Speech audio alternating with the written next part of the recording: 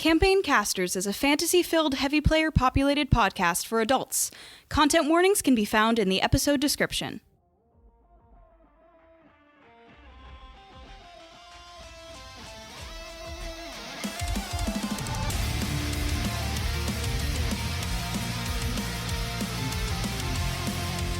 Hail, travelers, adventurers, and heroes well met. Welcome to Campaign Casters, a high fantasy TTRPG podcast designed to introduce you to your fictional home away from home. My name is Haven. Wait for it. Joseph-Lyon, and I will be your caster master for today. We are a heavy player populated party of not adventurers, but investigators trying to make a name for ourselves in a big city, where this is a campaign run by 2 DMs and introduces a new 5th edition class known as the Runecaster. If you enjoy this episode, we'd love to hear your thoughts. Leaving a review really helps us get the word out and connect with more listeners who might enjoy the journey too. Your support means the world to us. Thank you for being part of our adventure. Casters, please present your titles. I'm Heat Jason. I'm playing Sigvaline. I'm going to change the bit because that was bad. Beep boop bop boop Oh beep my boop God, bop. this is better. Boop bop boop This beep. is better. This is better. I am Jake Taylor and I am playing Brian Smith. And this is better. And this is better. Yes. It's something. Hey, my name is Adam Fox, and I am playing Leo. My name is Adam Fox, and I'm playing Leo, just in case that doesn't track well on the mic. Hello, I am Sophia Condit, and I'm playing Lycan. Hi, hello there. My name is Ari Bardak Mitchell, and I play Gael. Sing it, Nick! Yeah, sing it, boy. Sing it. I'm Nick. Oh, shit. Hold on. Bailey, and I'm playing Elxidor Venades. Can you tell that it's early in the morning for us? I like that the bit was that we all did a different bit. That's what I was going with. It's- I'm Yeah, giving I Jake like a it. robot voice. Good bit. I liked it. Very, very fun. Just adding that in there. That bit That's so sucks. funny. I'm gonna do a new one. I hope the clap one was good. I don't know if it's going to be good, though. I saw all If the not, gears turning in talking your fast head. is kind of a bit. Come up with I don't know that I'm with it. the music. Without further ado, Okay. let's do this.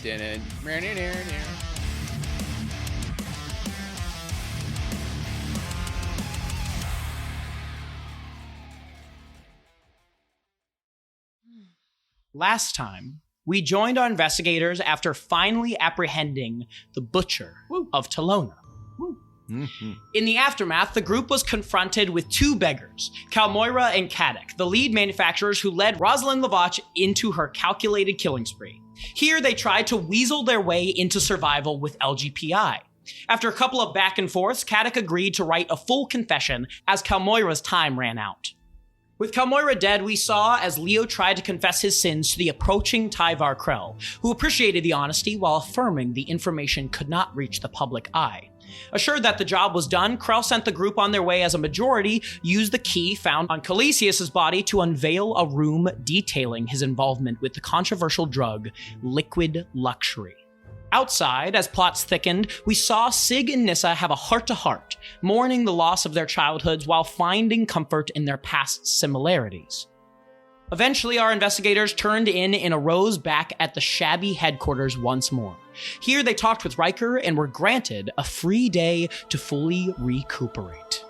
Leo, Lycan, and Nissa went to the Eskric Library. Gael and Elxidor went to see Tovi, and Brian and Sig went off to visit the magistrate, as well as the corrupted Urbane. At the library, our trio met with the Brothers 3 and picked up books pertaining to each person's recent issues. In the streets, Gael and Elxidor had talks filled with dad-like wisdom before a heartfelt chat between Gael and Tovi. At Adwick's Keep, Brian talked of his freedom and the state of the ocean with Ularis, detailing the bizarre corruption.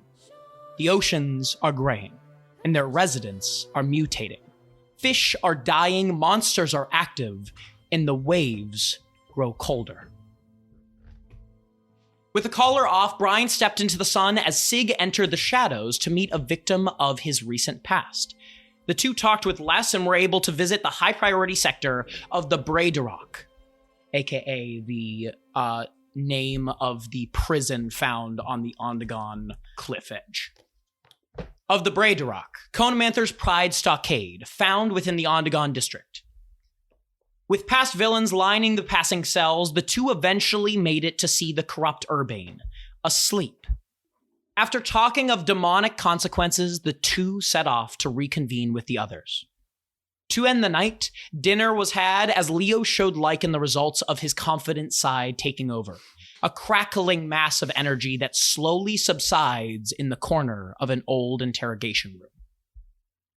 The two talked of its danger and eventually went to sleep with lots to think about, but were not alone in the burdens they bear. Brian, in the night, set off finding his way up to the capital's brink. With moonlight in tow, the lock looked out to an invisible ocean calling him as a voice pulled him back. Ynir, the demon alive within the Covenant, offered its assistance power to bring the seas back to their glory in return for Brian's fully devoted soul. With a hand outstretched, the two met in an agreement as the pirate with a burning bright eye swung off into the night. As we look to the sky now, we find no moon, but rather the dancing sun shining through the treetops below. The wind flows as we follow it into the golden fields of the Verahane Valley. In this place, there are no bustling streets, no bartering to be heard. There is nothing but sun, field, and wind. Lycan, for the first time, you open your eyes. You feel the sun's warmth and the dirt's comfort. The field before you is hazy as your eyes adjust. Can you give me a perception check, please? Sure. 24. Okay. Lycan, as your vision forms, you see and hear a small cricket as it passes by, hopping at your hip length. Its antennae swish and twitch as it gets closer. What do? I think she giggles. Yeah, for the first time you hear as your voice echoes out this little giggle. And as you see this cricket twitch its antennae, your eyes widen as it perks its head up. It looks around, and then it begins to hop away quicker and quicker. With its frantic movements, you begin to feel vibrations in the distance that grow closer. A creature ahead sifts through the grasses, pink and muddied with a snorting, hiding in the golden glades. Behind the floppy-eared beast, you see a giant silhouette of a creature that looks unnatural to you. With gleaming eyes and foreign items, the silhouette begins to speak to the smaller, but to you, bigger beast. All right, Roach. We have a Lycoperdon pilatum, Rudbeckia hirta, a Brumansia surveillance, and a Coleus ambinicus. All that should be left is our Mariasmius Oriades.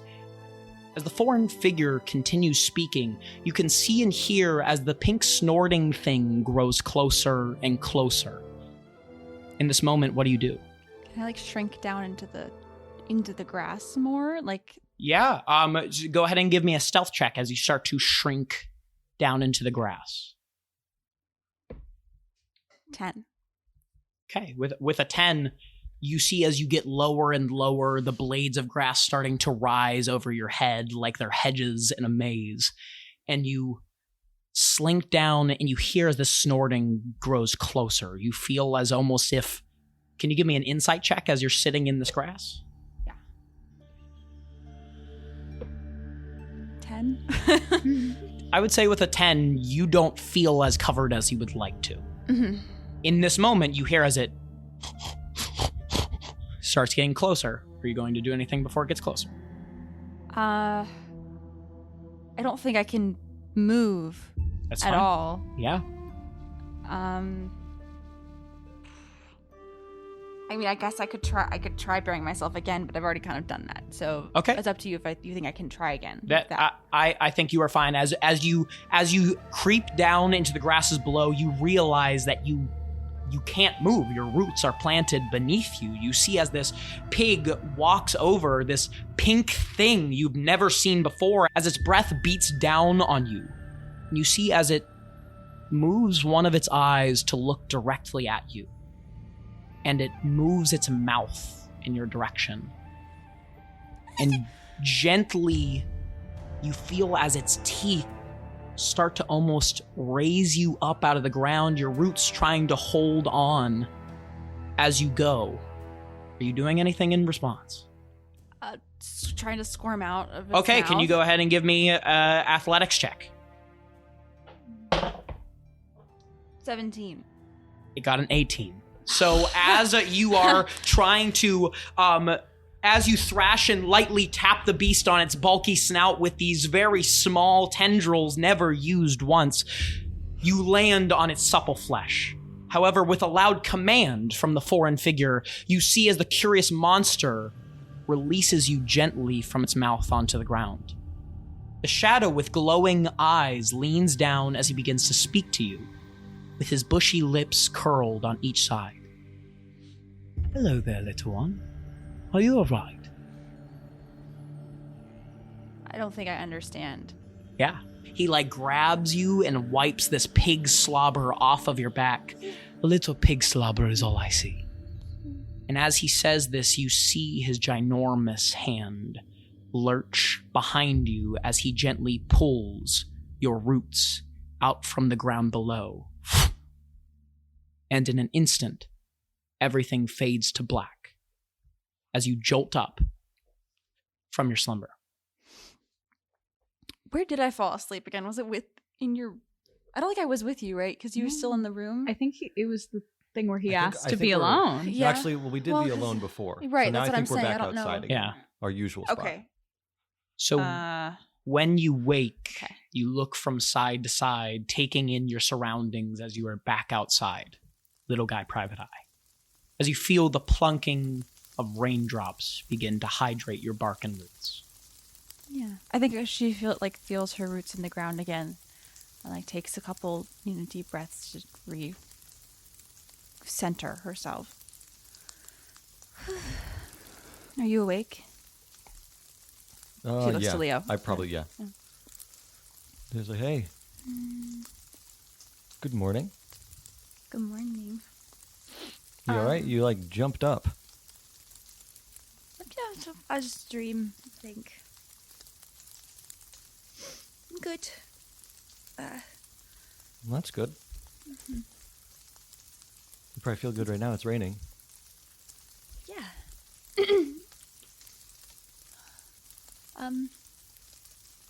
You kind of see How- where Leo is. The raindrops that hit him, anytime they hit his body, it does a warble throughout his body each time a raindrop hits his body. Do you like the rain?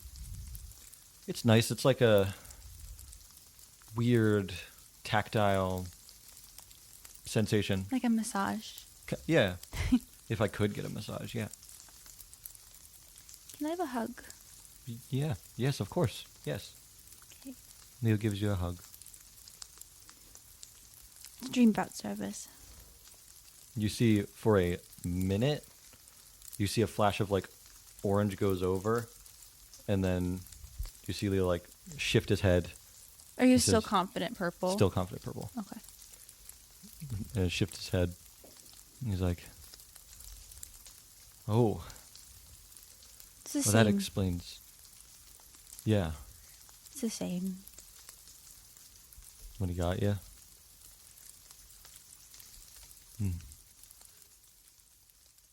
I'm not sure there's much more to say. I think she's just enjoying the comfort for a minute Absolutely. and the quiet Yeah. in the morning.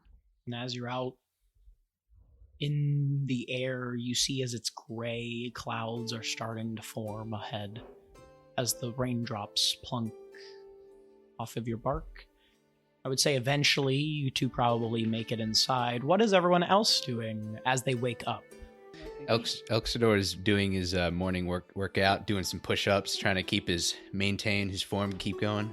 Perfect. Yeah. You hear as the floorboards beneath you creak as you're pushing just by yourself in your room. Did Elxidor bring anyone home?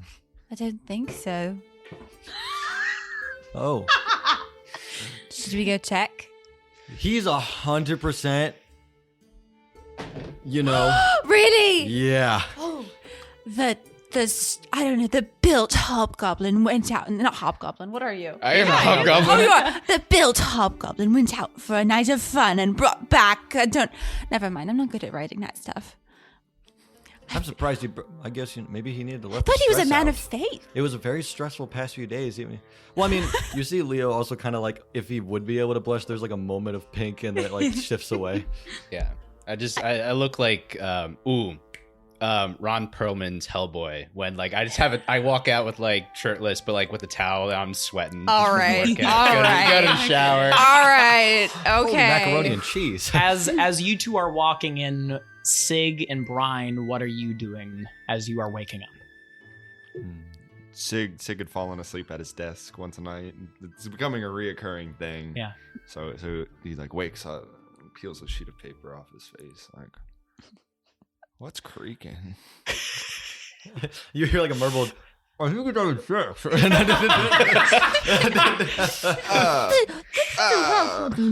And as you wake up, Brian, how do you wake up? What are you filling your morning with before you go downstairs? Brian's still not back. Brian's still not back. Oh boy. Good to know. Okay. Yeah, it must be my turn then. Yeah. Yeah.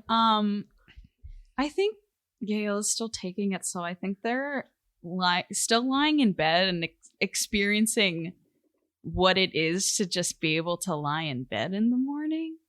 And they kind of feel a little displaced, especially, there's no case to work towards and they're just here in this room. I think if the camera pans over a little bit, you can see their bed's pushed up against the wall, and on the side that faces a wall, you can see little like ink marks and swirls kind of next to where they were sleeping. Yeah. And I would say Leo and Lycan, as you enter through, and Elxidor, as you step out from your room with towel in hand, shirtless, you smell the sweet scent of maple syrup and oats filling the air. Riker can be heard in the kitchen as pots and utensils clink. And I would say you two being downstairs, Leo and Lycan, you both see as Riker exits through the kitchen door, past the lounge, and into the debrief room. As he goes forward, you hear as he goes, "Oh, hey, Lycan, Leo. Good morning. I gotta quickly set this aside. You can maybe in the the interrogation room, whatever you want. Breakfast." You see as he like takes this little wooden buggy in front of him with pots and plates filled with food and pushes it into the debrief room that you commonly use as the dining area. Did you say the Can I write? room? Can I write? She's good. Yeah. I think she does a thing where she like hops on the cart and rides in the cart. Absolutely. Yeah. You see as he goes, "Yes, I have your little passenger seat back here." Thank you. Yes, of course. You see as he like unbuckles it, like it's just like a little pot that he like moves the top, the actual like handle back, and as soon as you get in it, he replaces it. Is this a different interrogation room from the one that I had my floof in? No, by interrogation room for what you excreted. Yes, is that the best way to say it? No, Expel. Expel. There you Expel. go. Thank you. I couldn't think of the word.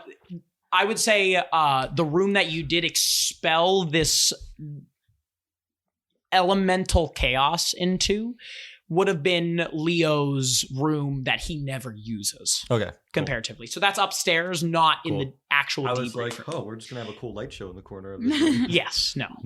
No special light show. Leo's going to join in part of the cart riding, but he's going to like help out by he's going to like grab the cart and like slightly float it in the air and then make it go down. Whoa! And as Almost you do that, can roller-coaster-esque. both of you give me some perception checks, please? Oh. Alexidor, Yeah, are you walking downstairs or are you staying up there for the moment? What are you doing? I would like get myself all washed up and like in some like a t-shirt, nothing too fancy, and Great. make my way down. Yeah, I would say make a The perception old check as you t-shirt. make your way down as well. I'll say Let's that it's go. all happening very simultaneously. Dirty I'm finally 20. a player that can make a roll. Dirty 20 for Lycan. It was perception. Yes. Dirty 20. as well.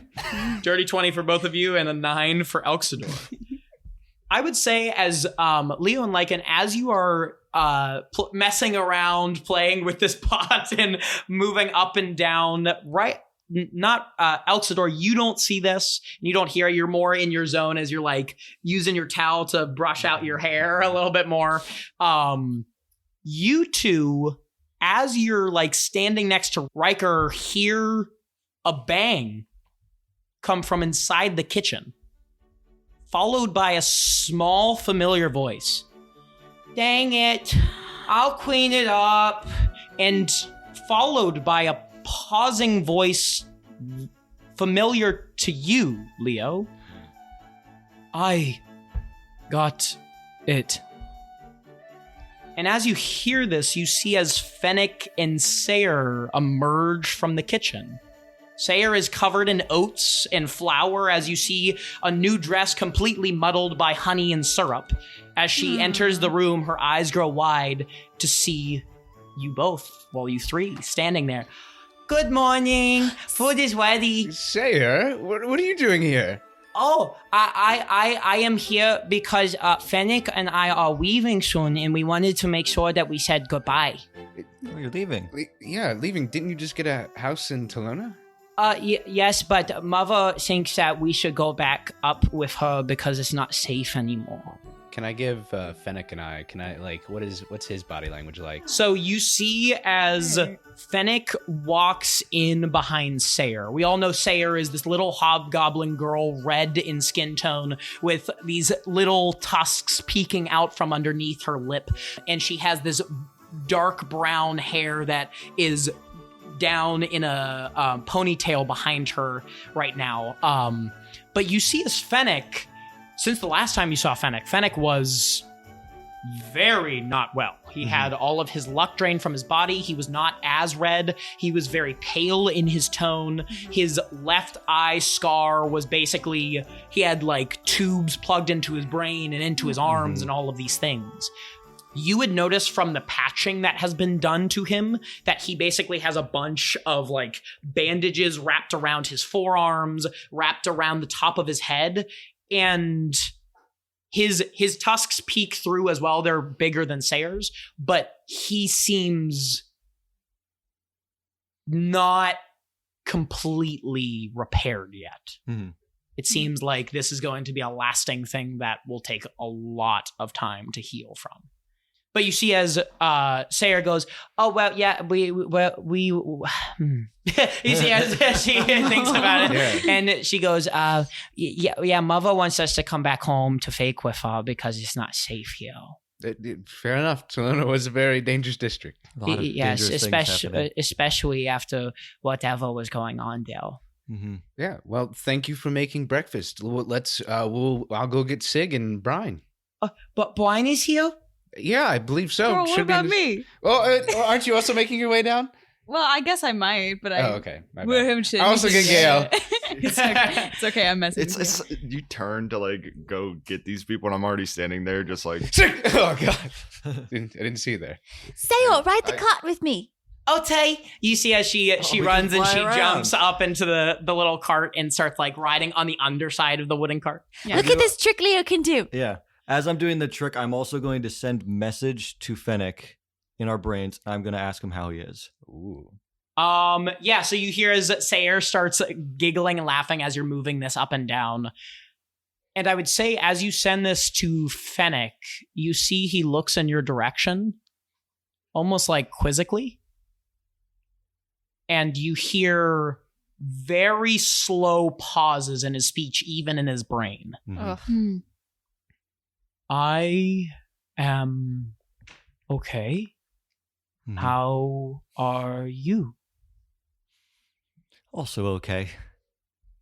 Great. You see as he smiles at the corner of his mouth as he says that in his brain. Let me know if you need anything else. Okay. Leo gives a little thumbs up and continues to do the little woo. Yeah, you see as he moves. smiles, seeing Sayer so happy. Gale's probably come downstairs at this point. You can they have a little bit of bedhead, but they've pulled their hair back into like a little ponytail. I love it. It's just a little mini ponytail. Little rat Their hair's tail. just Like, their it's like hair. Wesley from Their Princess hair Bride. is just like long enough to Awesome. do that. Yeah, you see as Sayer is down here and Fennec now a little more well rested. And I would say compared to the picture that you saw him, he definitely looks a little weaker in terms of he's lost some muscle definition, but overall it remains the same from how much he trained in his Slim youth. fit boy now. Yeah, exactly. I'm gonna pat Elxidor on the shoulder and be like, I'll grab Brian. Hang out. All right. Okay. Can do. I'm gonna go upstairs. Yeah. Knock on the door. I wait. Wait. And wait. Brian? Is the door unlocked? Yeah, I would say it's like slightly open even. Oh, and just. Oh.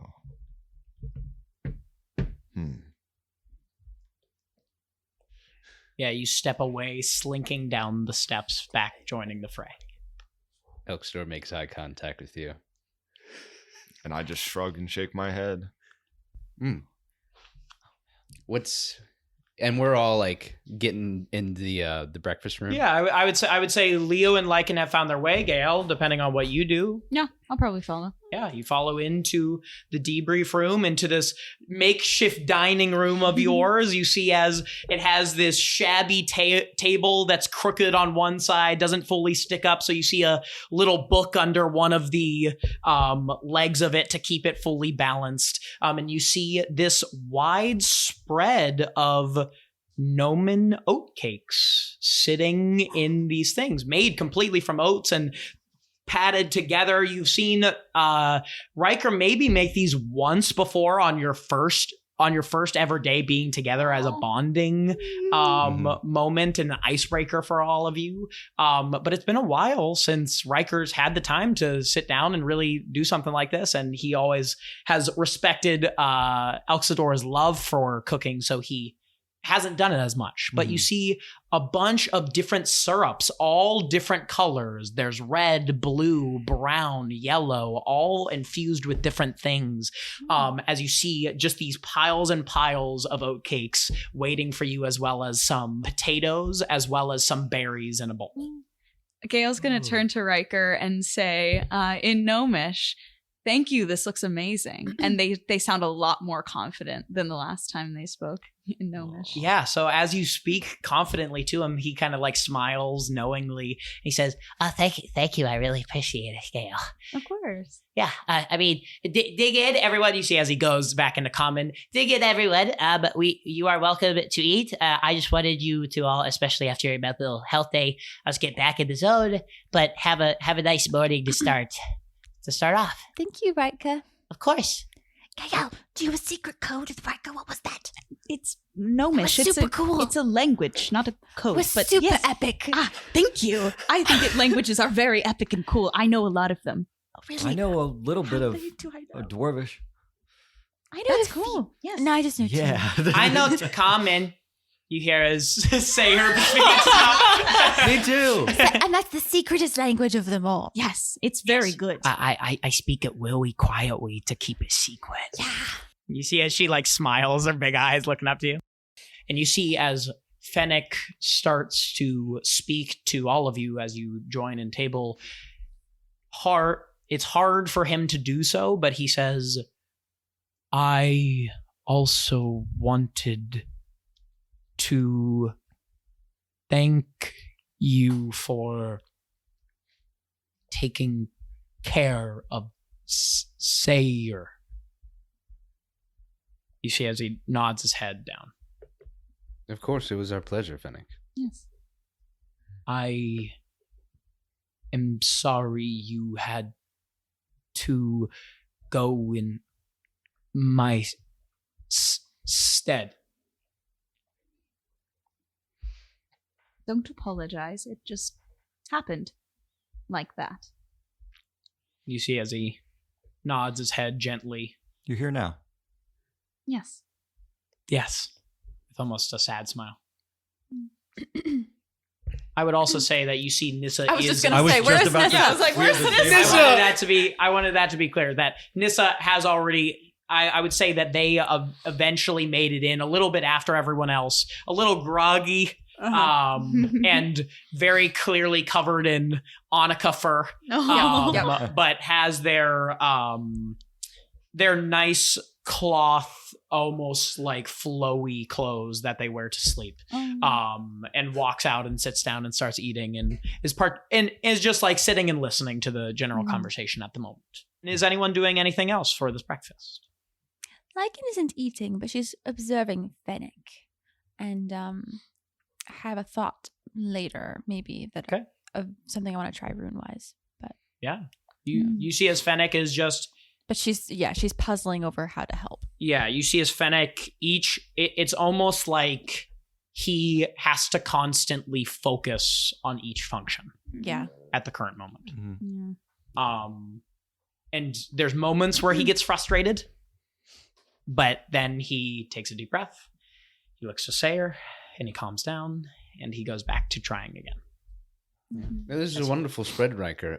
Sorry, Sayer, that Brian isn't here for breakfast. He's out doing some groceries. And okay. I wasn't gonna say anything. I didn't want to make him feel like he had to be here. Oh, no worries. He should be back sometime soon. And I give the clear indication. Everyone's like, yeah, he's gone. Yeah. I would say also within Sayer, she's definitely maturing.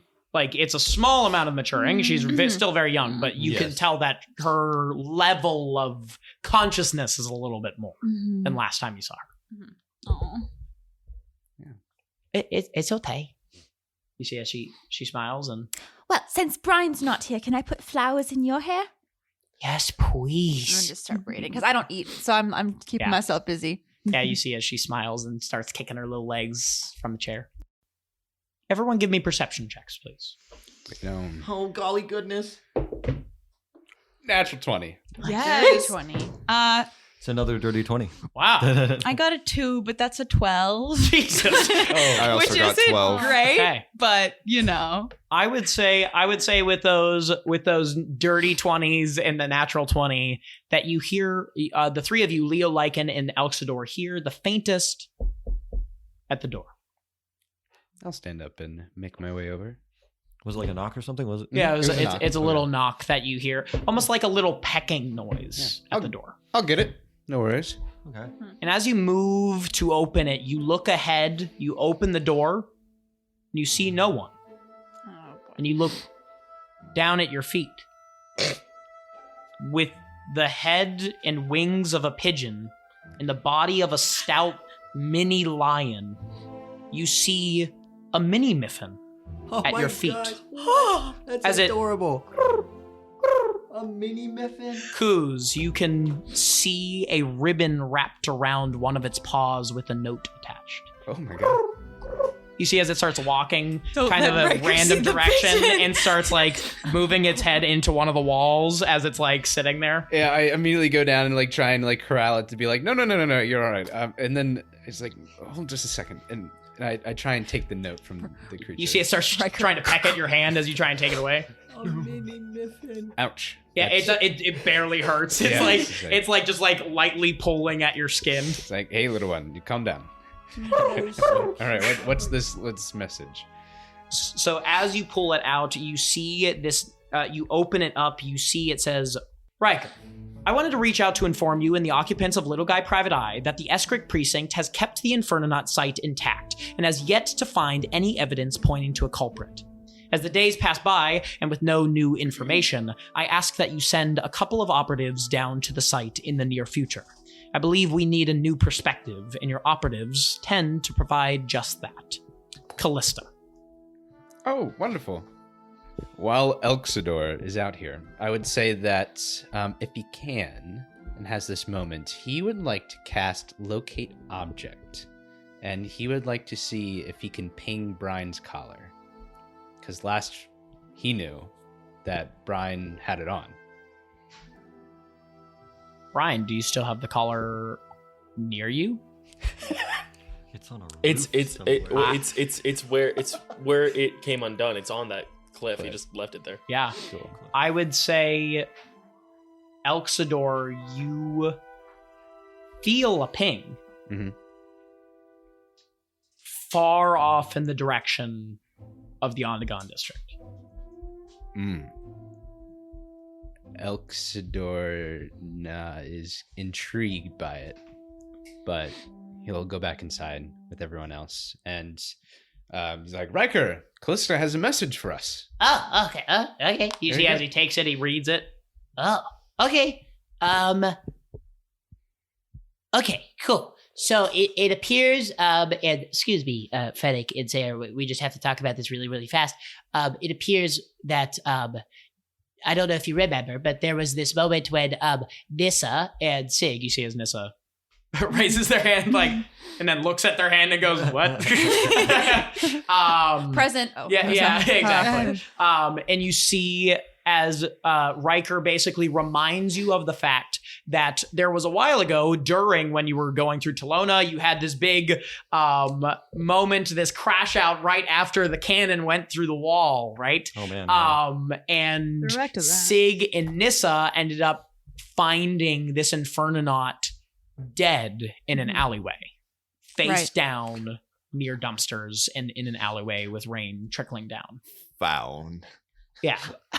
Found. Stumbled upon. More like a walked drunkenly. Yeah, exactly. Drunken walk. And basically he tells you that based off the note, it seems that they have been trying to find people responsible for this, but have found no new leads.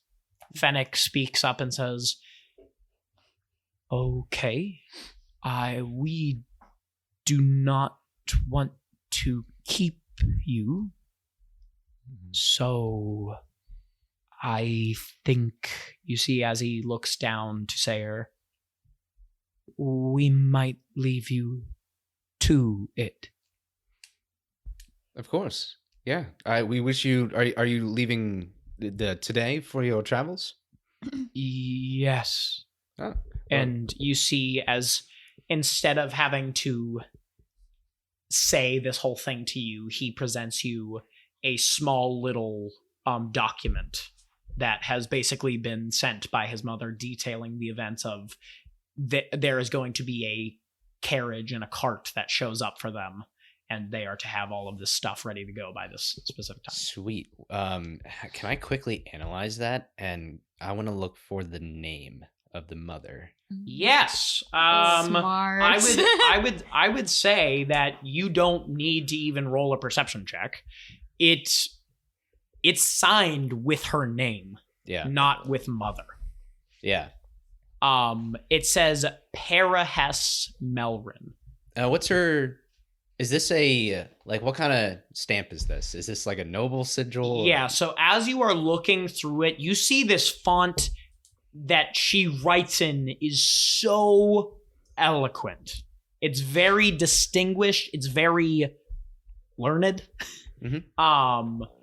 And you would see that there is an official stamp that says Parahes Melrin, and it has even like elegant filigree surrounding the edges of itself. Yeah. Yeah, then Elxter, after like looking at that, well, there we are. Well, then I'm glad you'll have safe travels over to Fakerfa. Thank you. Can I ask you a rune casting question? Absolutely. So like some people have more permanent runes. Yeah. Would it be possible for me to give one to Fennec, assuming he's willing? The idea would be that it's imbued with like lion's mane mushroom, which helps with cognition. Yeah. And like may not, however you want to handle it, Yeah. may not fix it immediately, but gradually upon like daily activation, almost like a medication would help him. Absolutely. I would say you can certainly try. We'll see what happens. Okay. Fennec. Yes, you see as he looks up, almost like lost in thought. Would it be possible if I helped you? Could I just scratch a rune into you for recovery purposes, for medicine, sort of.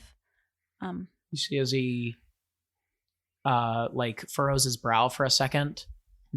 It looks like he's sifting his brain to remember what a rune is. And he eventually, over time, as you're like trying to find, it's like a tattoo, sort of. It might hurt a little bit, but yes, you see I as he believe it like might help you. remembers what runes are. It seems like he actually might know what runes are, though it's clouded. He knows more than the average person. I remember didn't he have runes on him? When we found his body? They did it.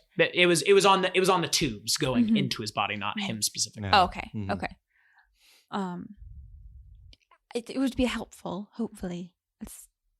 Yes, you see as he nods his head. I can help. I'll just give you the help action. Would the back of the neck be? I think that's fine. Okay. And I shimmy up there. Mm-hmm. I'm gonna just etch a little like a little lion. Yeah.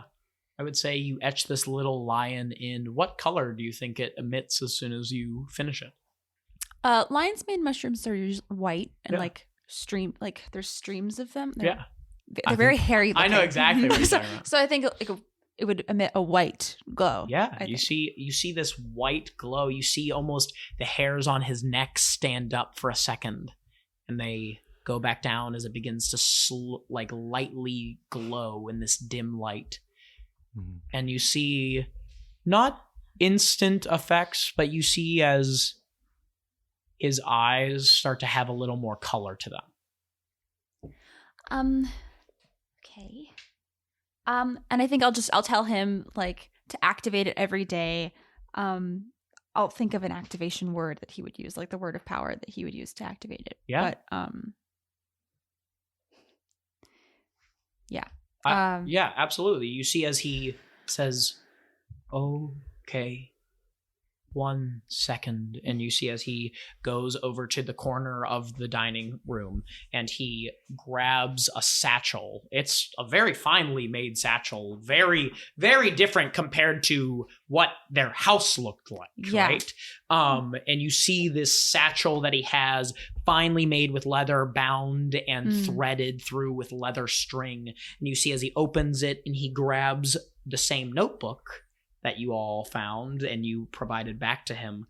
And you see as he writes down the specific keyword, it seems like he's just been having a hard time remembering. I think, yeah.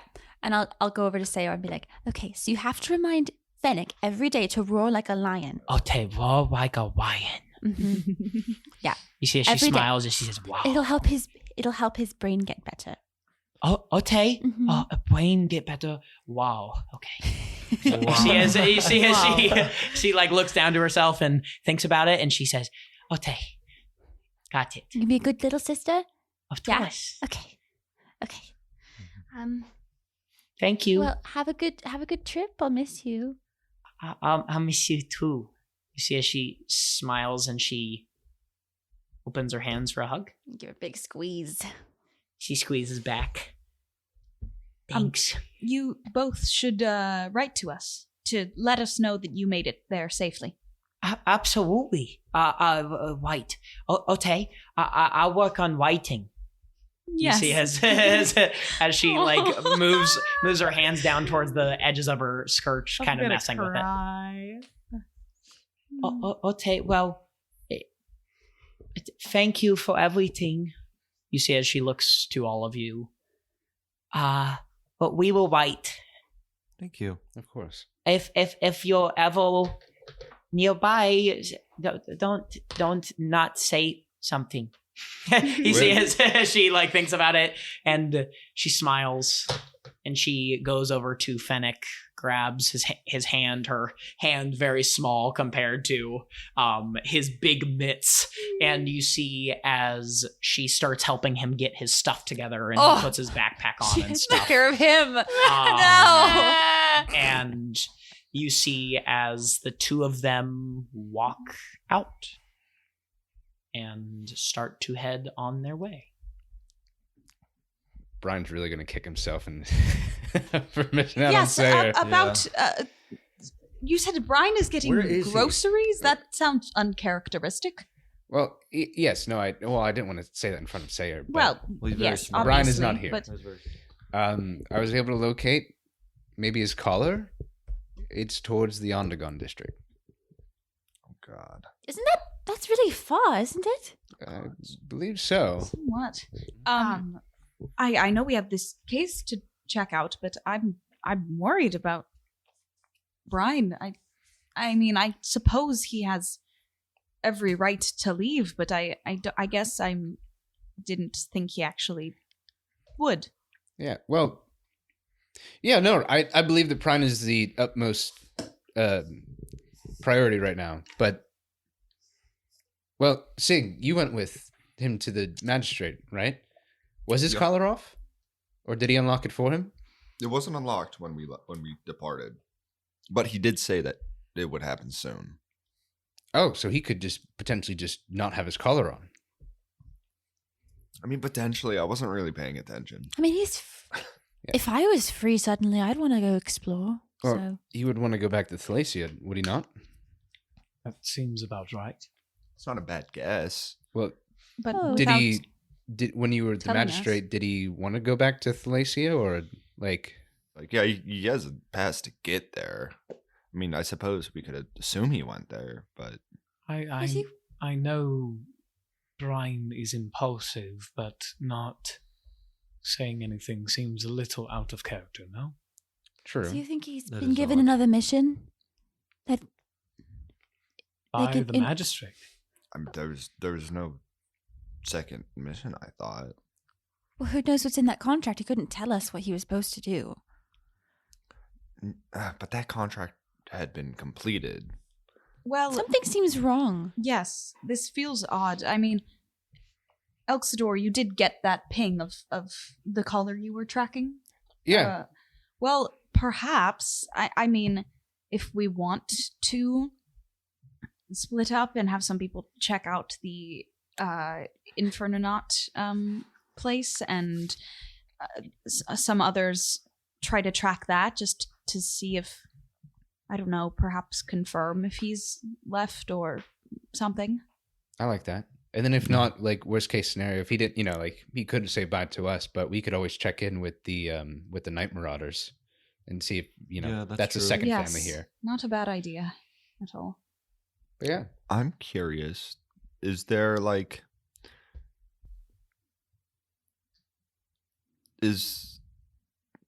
does the city have like a record of who enters and exits the city, or is that I would say this is a huge city, It's a and big keeping fucking track city. of that It would be impossible, Would be yeah. a nightmare. Yeah. It would be a nightmare for the DM. It would be a nightmare for everyone. Oh boy. Yeah, I would say definitely not. They definitely track shipments. Mhm. You would know that they track shipments, and there's multiple guilds that control shipments coming in and out of the city, but not specifically people. Okay.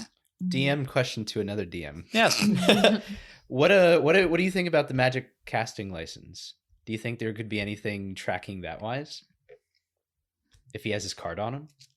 I would say that with a DMC license, that it probably would be trackable based off of the magic that it exudes. My question would be, would Brian have a DMC license? I thought we all got our. Also you would remember Cards. though is that Brian doesn't cast magic. Oh, Mm. duh. Sorry, that was my thing. Is that Oh, like, duh. he doesn't cast magic? I forgot about that. He was a criminal within your possession, so he probably would not have Right. been given a DMC card. You right. You right. All right. On the gun we go, gang. Wait, are we all Wait, going, who's or are where? we Who is splitting where? up to Oh, also like- look at the Yeah, we are splitting up, but like Okay. we're all collectively going to Ondagon to search for Brian and the. Oh, is the Well, the Sorry, I the keep talking Infernonaut over is you. not in Ondagon. Oh, wasn't? It's in No, it's in Escric. Yeah, Oh, near the Yes. tavern. apologies. Yes, no worries. So we need a team that's going to go find Brian and Ondagon, and we need a team that's going to go look into the Infernonaut attacks. I want to find Brian. I want to find Brian too, I but think we all want to find Brian. I think we have to reasonably play to our strengths here. Who is going to do the best looking into this Infernonaut? I mean, I suppose we have to be discerning. I would say I wouldn't mind going either direction. It might be good for me to be with whoever's finding Brian in case he's using yeah, you're good at tracking. our normal Yeah. tactics. Yeah. I could use divine sense to find Brian with his evil sword. Are you actually saying that? I can Yeah. take the stop. Yeah. Yes, I. We, yeah, I we said that don't in know case. the sword's evil, though, do we? Yes, I said it was evil. I could sense evil off of The it. first time, whenever Brian brought it back, Okay. I think we're pretty sure that yes, that's a little Elxidor, fucked. Yeah. Elxidor used Detect Evil and got a red emanation off of it when he looked. And no one believed me. Well, that's not everyone true. believed you. It just never was revisited. Got it. Yeah. Okay. But we know it came from Urbane, Yes. so we know it Oh, has yeah, to. it's not so good. Yeah. Be evil. Anyway, Correct. yes. Yeah. Well, Well, that is very useful. So, Mm-hmm. Sorry. oh no. Okay. Yes. Do what you're doing. Yes. Yeah. Well, I certainly think perhaps you two should go. To the Inferno. who's the you two? Yeah, to be clear. If Elxidor has a good way to sense things and Nissa knows Brian's tactics, perhaps those are two people who would be good to go look for Brian, and then perhaps one other person so we can do an even I can split. fly and get high ground. Not a bad idea. Oh, this is a cool team. This is a cool team. Hell Alright. yeah, Nissa. Okay. And Elxidor holds a fist out. You see as Nissa closes their eyes and slowly goes and hits the fist bump one of their arms. Has never done this before, but knows that Elxidor has been one of the only people that they've gotten to fully talk to in a connection sense. So doesn't want to Yeah, no, I'm totally not knock at that him one off of moment. that. Very much the dad move. I just pictured Elxidor holding out both fists for one side. Of Yeah, you Yeah. see the two fists collide onto Elxidor's two fists outstretched. Yeah. Okay, so then it's Gael, Lycan, and Sig to go find the. Oh yeah, Brian's not here. Yeah, no, that's the I was whole like- point. You're right. Well, that sounds like a good plan to me. If you guys need anything, let me know. I will just be working on some of my own stuff today. I'm kind of done with all of our paperwork for the moment being, so let me know if anyone needs anything. I'll be here to research anything that is needed. Great. Okay. Yes. Cool. Great. You see as Riker's like looks down and he actually has a little notepad that he's writing like he's started actually writing meeting checklist and stuff like that. The meeting minutes. And he says, Well, I just want you to know that between paperwork, I'm probably going to start working on a little side project of my own. So if you need anything, let me know. But I will be in my room, in my office. So let me know if you need it. Will do. Yes. perfect. You see as Riker goes back, opens the door, revealing all these red strings strewn across the room, and So closes it. He's kind of shown that a little bit. Well, yeah, you see Yeah. as it opens a little more than usual, and then it closes back. And you see all those red strings crossing across, not being able to tell where the beginning starts and where it ends. Yeah, he's been working on that for a couple months. Yes. I saw that when I accidentally went into his office one time when he wasn't there, and I thought he would be there. I promise I wasn't snooping on purpose. Let's... That's my friend right there. Yeah. Snooping. I'm not snooping. Gail just kind of sticks their chin in the air and doesn't know what else to say. Yeah. What the heck just happened? We're gonna go do some snooping together. Stig's gonna watch some awesome snooping. Yes, this shall be legally sanctioned We're the snooping. Yes. Elxidor, before this gets anywhere, can we leave, please? Yeah, we can. Wait. What do you mean wait? I'm gonna cast not cast, invoke Excuse me. Thank you. My 4-leaf clover rune, which is like on my wrist. I'm gonna give Leo a hug, which this just gives you the ability to roll with advantage on any dice roll, just one until a long rest. Okay. Find Brian, please. I will. Okay. We will. Cool. All right. And Sig, you must give me a piggyback ride since Brian's not here. No. Mm-hmm. Okay, well, I'm just a bit taller, so you've been warned. Okay. I climb up. Like, and knocks her head on the door. Ow! I told you. Whoa.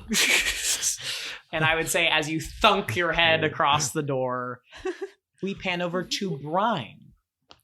Brine, where are you currently? The camera pans out of the window and then immediately shows the front door as it swings open and Brian goes, Riker!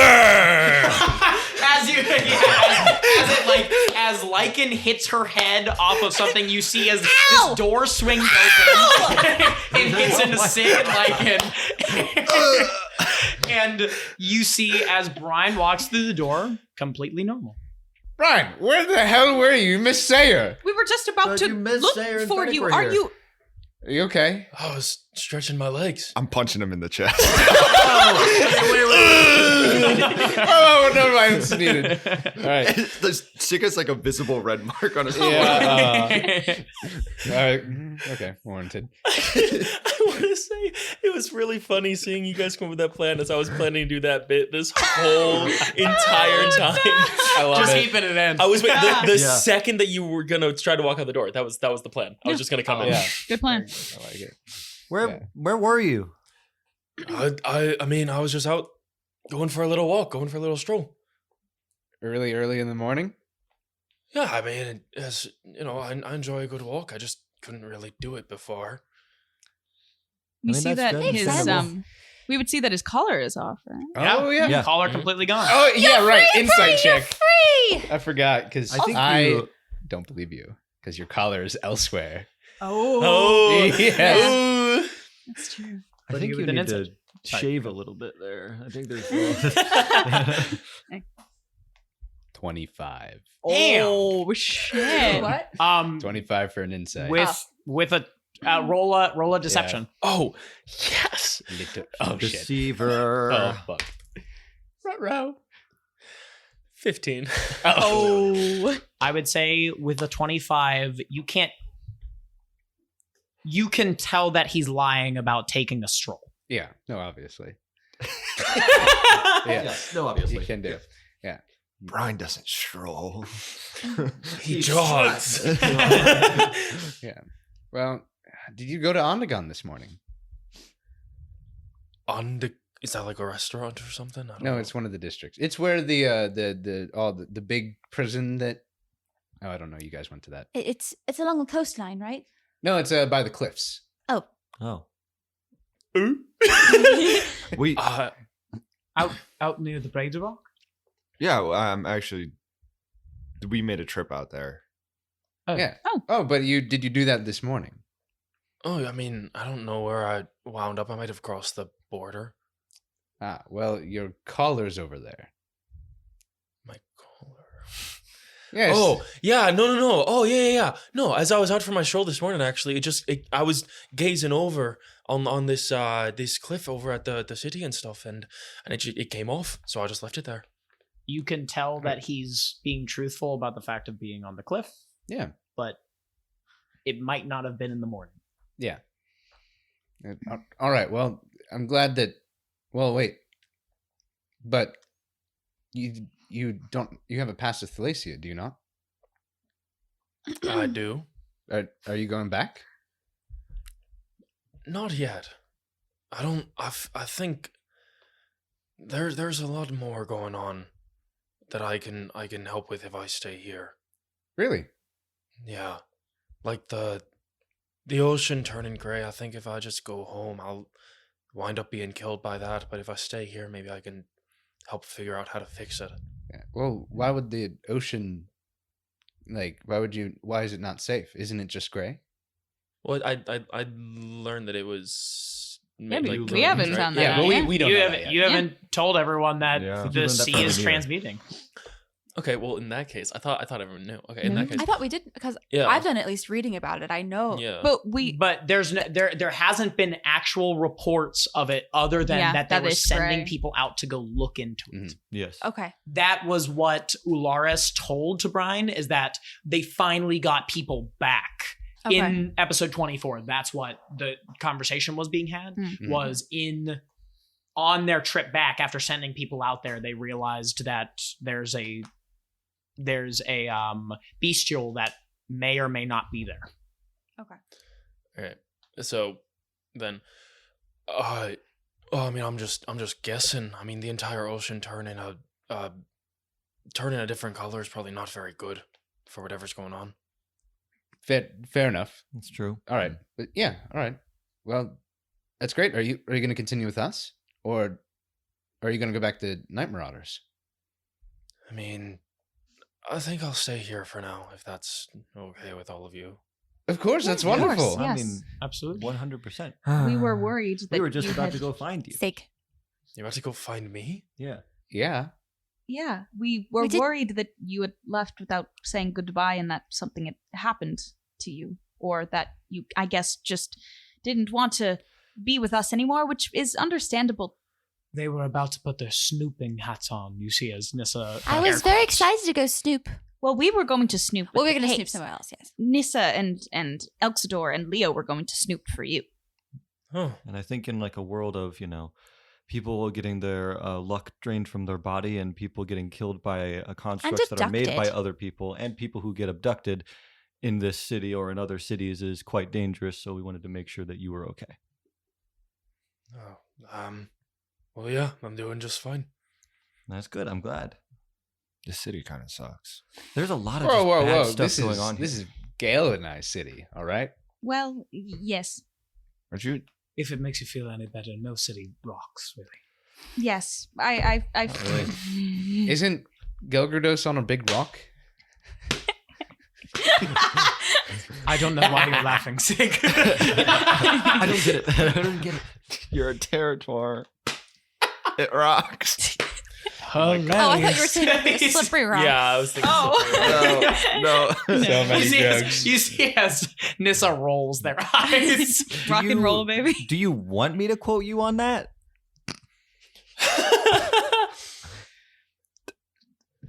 I'm not opposed to it.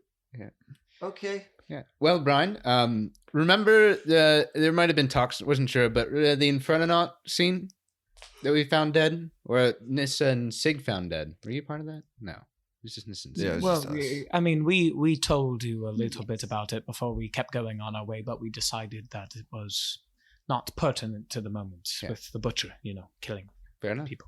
A new investigation is at hand, and Yes, we're sir. on making our way. Suppose we can all go. Oh, wow, that was fast. Yes, it was. It always don't get seems to breaks. be. No breaks. No ever. rest That's for one the day. wicked. Break. Yeah. True. In this line of work, that's a blessing. Yeah. Jeez. We're Yeah. getting popular, guys. You see as Nissa's like stone face. Yeah, I on know. that. Yeah. So you all setting off? Yeah. Off Yeah. to the Off we sea. I go. guess we're all together now. So Great. Hmm. So as you set off, you feel the rain spritz your faces at a slow and gentle pace. The weather is beginning to grow colder as you see colorful leaves scattering across the contrastingly dull cobblestone. Winding through, you expertly carve your way forth to the busy city you call home. But the city looks different, duller, and you feel as if there's something new. Can everyone give me perception checks, Yes. please? Please, gladly. Sig, Natural 20. Brian. All right, I'm never rolling it again. What was it? A perception check. Perception? Yeah, it's a 5. Oh. 12. 25. 24. 8. Okay, so anyone who is over a 15, Oh. That was almost me. as you dodge and duck through the common backways, avoiding foot traffic, you see something new branching outside of the Zillianak district off in the distance. A giant icicle. It is distant and hard to determine detail, but there is an icy blue icicle the size of a tower that peaks above the city's curtain wall. Sig, you feel the air that has grown colder. You see this icicle off in the distance. And for some reason, you can't help but think of Gelgrados. I'm gonna make a reason why Brian's roll is so bad is Lycan's going over to Brian's shoulders now. Excuse me. Oh, I have to see better. Right, forgot, yeah. I'm glad you're back. You give much better piggyback rides than Sig. If you need to see better, I like to think she just like from the top of like from the top rope just right down onto the line. Yeah. What do you see, Lycan? What do you see? The tower, the ice tower over there that Yes. Sig's looking at really dramatically. Yeah, I would He say wasn't listening to me at all. I would say you look over and Alxidor, you lived in Zillianak. Yeah. It's not in Zillianak, but behind the curtain wall, out in the wilderness, you see the tip of a huge icicle sticking above the curtain wall. All right, everyone. I'm a bit concerned about that. It's strange and concerning. It's a little out of place. Do we stick to our plan or do we want to go check that out? I would be inclined just because it's near the Zillianak district and it's my home. Can I check out the icicle instead? Yes, of course. I'm interested in the icicle too. I mean, I think Honestly, we're all I think- interested I in think the icicle. icicle seems a bit more important than. I mean, not that It's the a- investigation isn't, but they've made no traction. It's about on the it. journey, not the destination. Yes. Right. Perfectly fine. All right, let's go. Especially if we're just we're investigators. This is what we do. Absolutely. Yeah, Elxor's jogging. He's gonna be there. Leo's Yeah. fly jogging. Elxor's running. Leo's fly running. Yeah, so you see Sig is his walking aside. at a normal pace. He's like, It's like a marble, like the hairs go. That's yeah, his buzz cut. Our theme song starts saying, For the listeners at home, he has luxurious long hair. In real If life. you haven't Sig- checked out the social media. Right, of Yes. course. And then Sig does not. Sig is Yeah. Yes, Brian? Sorry, I don't know what just happened. All right, so as you all start heading off, going in an opposite direction now, you snake through the Zillianak district. And I would say as you snake through the Zillianak district, this day is cold, it is gray and dreary, the colorful leaves flicking and fluttering through the streets as you pass by. You go into this area of Zillianak, passing through basically on the edge of Zillianak and Eskrick, and then you move through the center of Zillianak, passing by the old mines. And you see as toward the edge of this curtain wall, dipping down these sets of cascading stairways and houses that are leveled lower than the rest of the city. Everyone give me some history checks. I was just looking at that stat being like, oh, that's another one of my high stats I never get to use. Oh, and of course I roll not well. Can Elxor have advantage because this is? I would say yes, he would have advantage. Dirty 19. Oh. Slutty 20. That's my new favorite one. I got, fuck, I can't do math. I got a 14. I also got a 14. I know. 21. Nice. 24. Okay. I would say anyone above a 15 in this circumstance, and especially Elxidor, you would know that these are the mines. These are and also what would be known as the Green Bleak. You see this bridge that kind of goes across with this serpentine rock deposits lining the walls. Am I correct on that? Mm-hmm. Okay. Lining the walls. And you see as these levels continue to go down deeper and deeper with these mines that were originally used to carve the stone made for buildings whenever Chronomanther was established. And I would say you eventually scroll through all of these streets and you make your way to one of the entrance gates. You see this entrance gate has a couple of Goshen watch guards as they are standing there checking in carts that are traveling in and out. I would say as you pass through this area, it's you don't need to worry about it. You flash your badges, you're easily able to get out without worrying about anything. Yeah, I would walk up to one of the Goshen watch guys and be like, Anders, what's going on out there?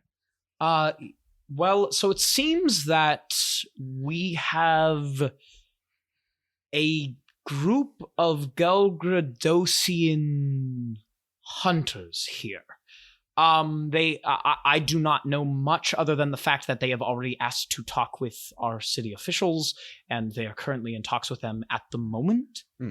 Currently, we are just managing everything coming in and out. Has not been a huge issue other than the fact of looming over the curtain wall at the moment.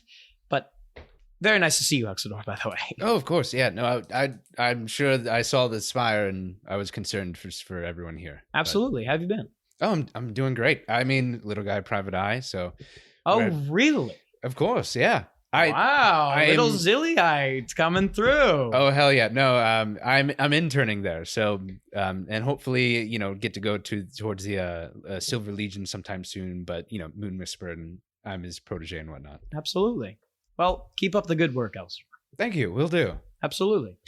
Hopefully we'll see each other soon. Oh, yeah, of course. And then, I don't know. I think it'd be cool if, Zillionac people had their own little hand gesture, claps. Well, you heard as he called you a derogatory term because you're both Zilliites. Oh yeah, so yes, he absolutely joined. What do you think that handshake is? I don't know. Let's go for it. Let's go fist and guns. Okay. Cool. Bam. Bam. Oh. Guns don't exist in this world. I was like, guns don't Guns, arcane hands. Okay, cool. Yeah. Great. So you see as it fist pounds and then explodes as the fingers touch, and you see as it dips away. Bam. Like the arcane thumb war. Yeah. Thumb war. Can I insight Sig as the Gelgrados part of that was brought up? Oh, smart. Yeah. Absolutely. And that also insight. Do it. Yeah. Absolutely. Anyone can insight that wants to insight. Fear me. 22. That's gonna be a 25 for me. I got an 18. Poor Sig. I don't even know what I'm inciting. 22. You got an 18? I got an 18. Great. So I would say with the three of you insight checking Sig, what was your, was there a, you can roll a deception check if you wish. Let's see how. Yeah, let's see how good my deception is. That's not bad actually. It's a 16. Okay, so but all of them are still over it. So I would say whenever the word Gelgradosian is mentioned, what does Sig do in his body without even realizing it? Oh, it's like Sig has been kind of cheerful, and then you just see a smile drop. It's just like, yeah. Okay. I mean, I'm not gonna draw attention to it. No, you're okay. But yeah, interesting. Absolutely. But I would say you see as Alxador leads the way past Officer Anders, and you carve through this path, and you find your way outside, and Sig has slinked to the back of the group. he's all the way in the back now, just like. Psst, Brian, Sig's acting weird. It's sick. That's what he does. Acting sad. He's acting sad about the ice tower. I think we need to tell him a joke to cheer him up. You're asking me? Oh, I mean, if it's something that's bothersome to you, we don't have to. We have another thing, so we don't have to. Yeah, it's not important. I don't think so. If they're just hunting, just let them hunt. Yeah. All right. Fat insight check. I don't even have to. Sounds like you don't need to insight it. You know. Is it? But is it that you're uncomfortable, or is it that it's dangerous? What's the? All the bad things you could ever imagine. Every single bad thing up. ever. I would say as you're having this conversation, you look over to your right to see this ginormous icicle. It is huge and cyan in color, and you see as it looks just like a giant version of an icicle. Sig, I don't think we should ignore it. I mean, it seems like a big problem. And you see as it slowly spins. Could this be a metaphor for how you handle your other problems in your life? I will also say that you do notice it's not touching the ground. It is slightly levitating off the ground. Girl, Oh, that's so weird. Okay, that's actually really cool. But I don't. I think Gale is gonna cast detect magic because I can find out like the school of magic. Yeah. From that? Yeah, absolutely. So I'm going to cast detect magic. I would say with your detect magic, you detect evocation and conjuration magic. Let's leave. From what I know, is this like a normal hunting technique or something I'd be very familiar with? You are unfamiliar with this. I'm unfamiliar with this. In your time in Gelgrados, you never once saw this pillar.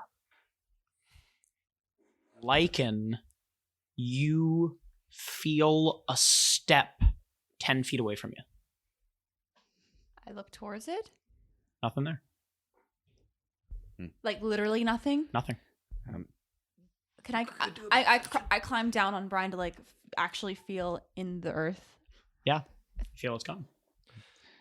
You felt it almost reverberate up through brine, and then Was it on the like near the tower, the ice tower, or it was going away from you.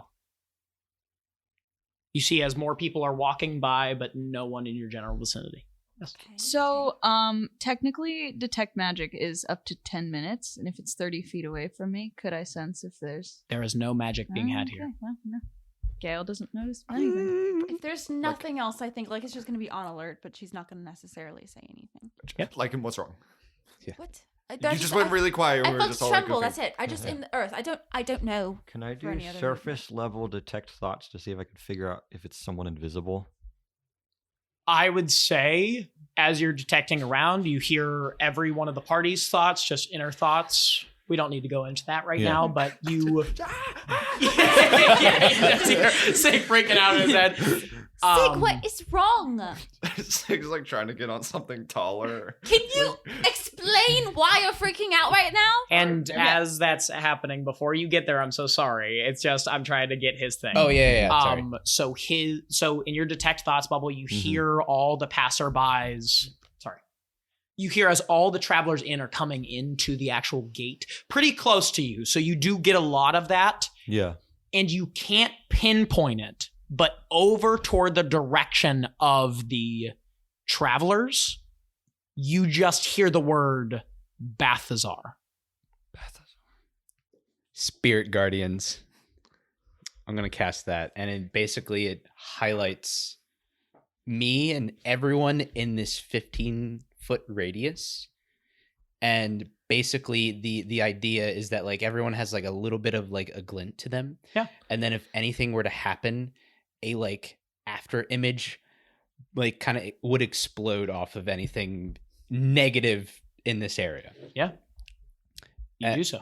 And I would say like Elksword would say, you know what, everyone, I think we should find somewhere more private.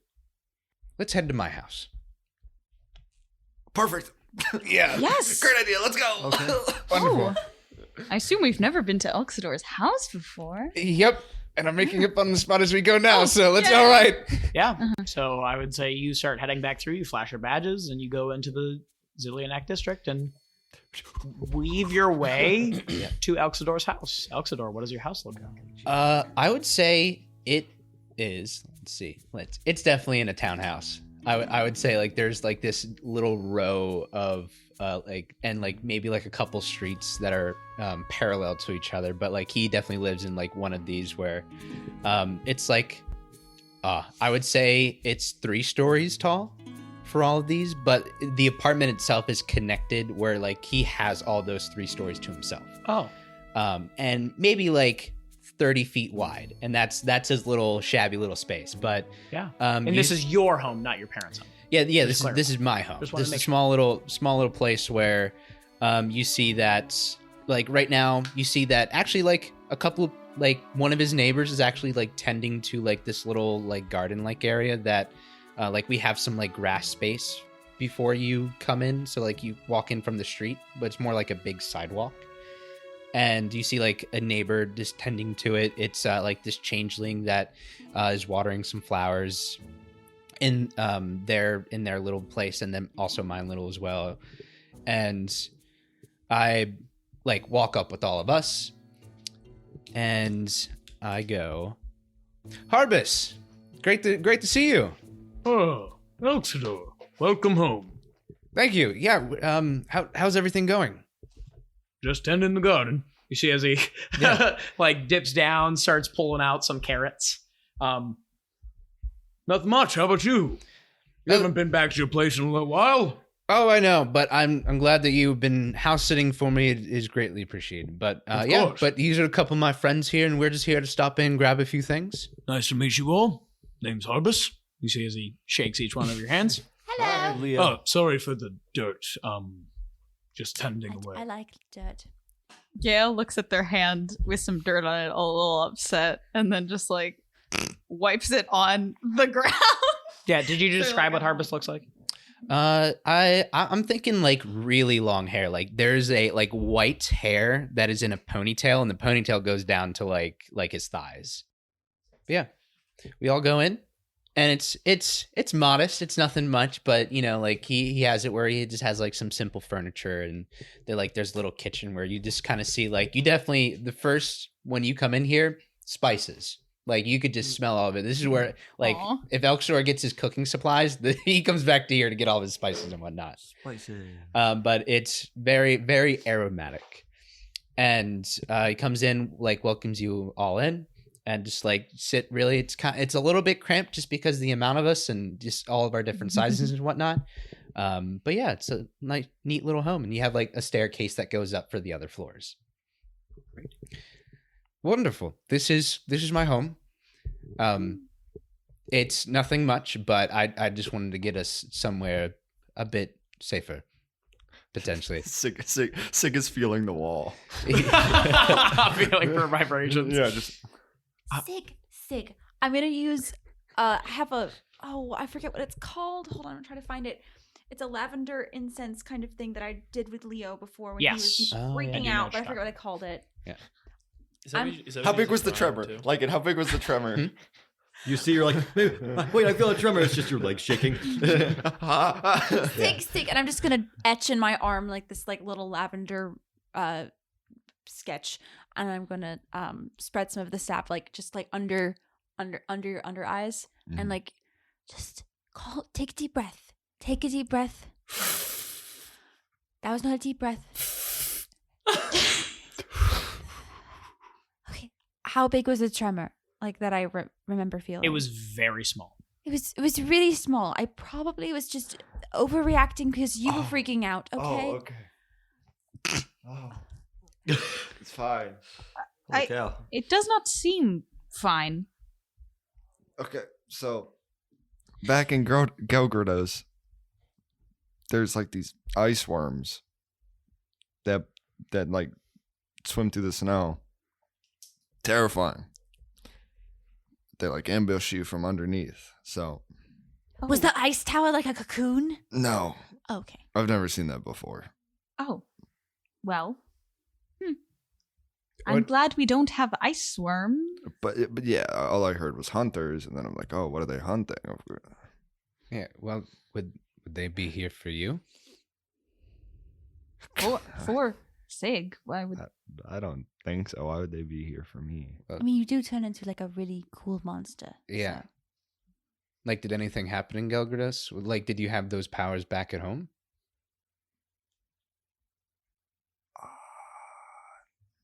I mean, some people like to capture like monstrosities and stuff to like show off and stuff.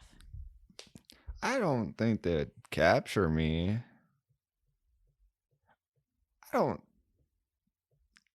don't know. All right. I just got concerned just because of your form that you have, and Like, as long as I don't go to Gelgrados, I think we're okay. all right. Wonderful. So there was, all right. Then let's go back to the Infernonaut case, and then, I'll just to see what's going on. I could probably stop by Moon Whisper's office and see like what these hunters are here for. That'd be amazing. Yeah. Yes. Wonderful. Waste of third level spell slot. All right. So do you all head off once more? Yeah, back to Infernonaut. All right, here's your gog.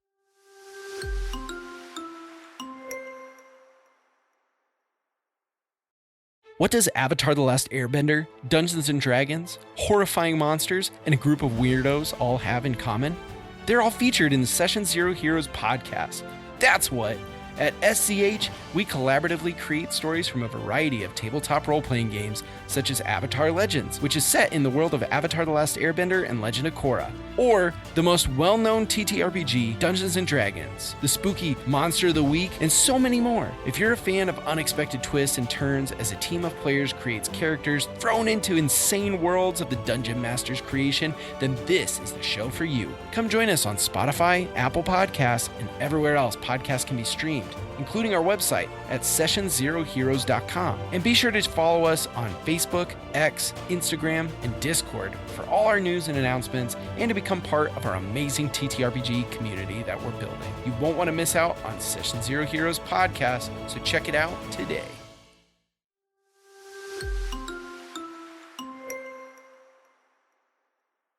Eventually, I would say you find your way to the crime scene. Compared to the last time Sig and Nissa stumbled upon it, the alleyway is closed off to the public, with cloth walls blocking nosy citizens who sneak through the streets. Standing in front of each entrance is a set of 2 guards. You see as you start walking up, and you see as the one woman with her hair up in a tight bun, slicked back, you see she is a Earth Genasi who has darker skin, golden eyes, and her hair is up in this bun with the very familiar aquamarine armor. Excuse me, what is your business here? Little guy, Private Eye, Callisto wanted us to be here. I will have to see some identification, please. Badges. Thank you. You may go through. Thank you. You see the 2 of them usher you in, and entering through, you all see this shabby alleyway, devoid of rainwater. In its center lies a hulking mass of adamantine armor, still face down into the alley's cracked cobblestone beneath. I really just left it there. Huh. Yeah, that's a lot of adamantine. Yeah, you see this thing. This is not a medium-sized creature. This is a large-sized construct that has a full-blown helmet, has a full-blown chest plate. Every single thing that this thing is made of is adamantine, with fine etchings of different sigils, not of rune sigils, but different just spells scrawling across this. I'm not even sure if 2 Grimokins can heave that away. Probably not. I would be shocked. I think it would probably take, you see as Nissa looks over to Annika, who's just slinking behind silently, probably about 4 to 6 Grimokin to move this thing. Yeah. Goodness. All right. So, so Nissa and Sig, what did you guys find whenever you first saw it? Well, Sig was drunk. Just pointing at the Infernonaut. Wonderful. That's what I found. The only thing of note is that we were here with Barry. You see as Nissa rolls their eyes. Barry's a great guy. I don't know what you're... Yeah, Ziggy! In the back of your mind. Yeah, in the back of your mind. Yeah. But, I mean, this is really all we saw.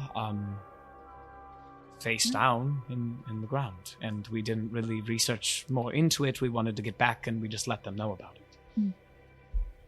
Well, can we start investigating? Yeah. Absolutely. Let's do it. Roll me some investigation checks. It's not to investigate the body. Let's be investigate. Nat God 20. damn it! Damn. I'm not rolling well today. Investigation. 14. Team. I would What'd you get, Oxidor? I'm humble enough to not roll. Okay. Oh. I'm not good at it. There are other people good at Oxidor's it. not an investigator. He's more. I can ask questions. 14. But Nat 20. Nat 20. See? 8,000. Got it. Okay. Right. Everyone below a 15, you get. So as you're looking down at this massive armor set, you scroll your eyes across its fine etchings and tilt your heads down to look at the underside of this extinguished Fernanot. Glimpsing at its indication of torn metal, you see tears in the adamantine metal, almost as if somebody were to like take a hand and grab and crush. Oh. Everyone above a 15, as you're sifting your eyes across the fine metal and its various slats, your eyes eventually wander to the left calf of the adamantine creature. So slight, it was almost unintelligible before you looked there. There are dent marks spaced just even enough that you can surmise that something bit down with great strength to dent this thing. And I would say with the natural 20, is that Leo? Yeah. Oh, you both got natural 20s. Oh my god. I would say with a natural 20, you see acidic residue iridescent across the bite marks. Okay. Well, there's these tears, and I don't suppose it would be a visitant. I feel like we left that all Can I in dust. flip through my book? Yeah. See if there's anything that would. A book on demonology. Yeah, but or my general. Yeah, study. roll history check for me. could I Ooh, that's I think I want to call this room like tilling the earth. Yeah. But, like the thing I did before when we were searching for what happened outside Oren's house, where like the earth kind of spoke to me, and like whatever movements happened through the earth I could sense, and like we found the claw marks that way for the creatures. So the idea would be to surmise like the size of whatever other creature attacked. Yes. Okay, so you're basically That would be the replaying the scene goal. again. Like, Yes. I understand. But just through what the earth, how it was disturbed. The earth was disturbed. I would say, so comparatively, there were claw marks, I believe, in the ground, right? Yeah, I believe so. Last time? And the trash can thing? I don't know. Something Yeah, like that. there was very clearly things that were messing with the ground itself. Yes. I would say in terms of ground movement, you could sense humanoid footprints in the area, Okay. not clothed, There. like bare feet. But I would say as you are feeling the ground, it doesn't feel flesh-like. It feels more kindred to that of a Spriggan.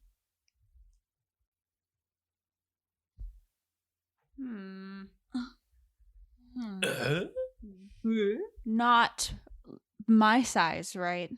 Bigger. Oh. Spriggan.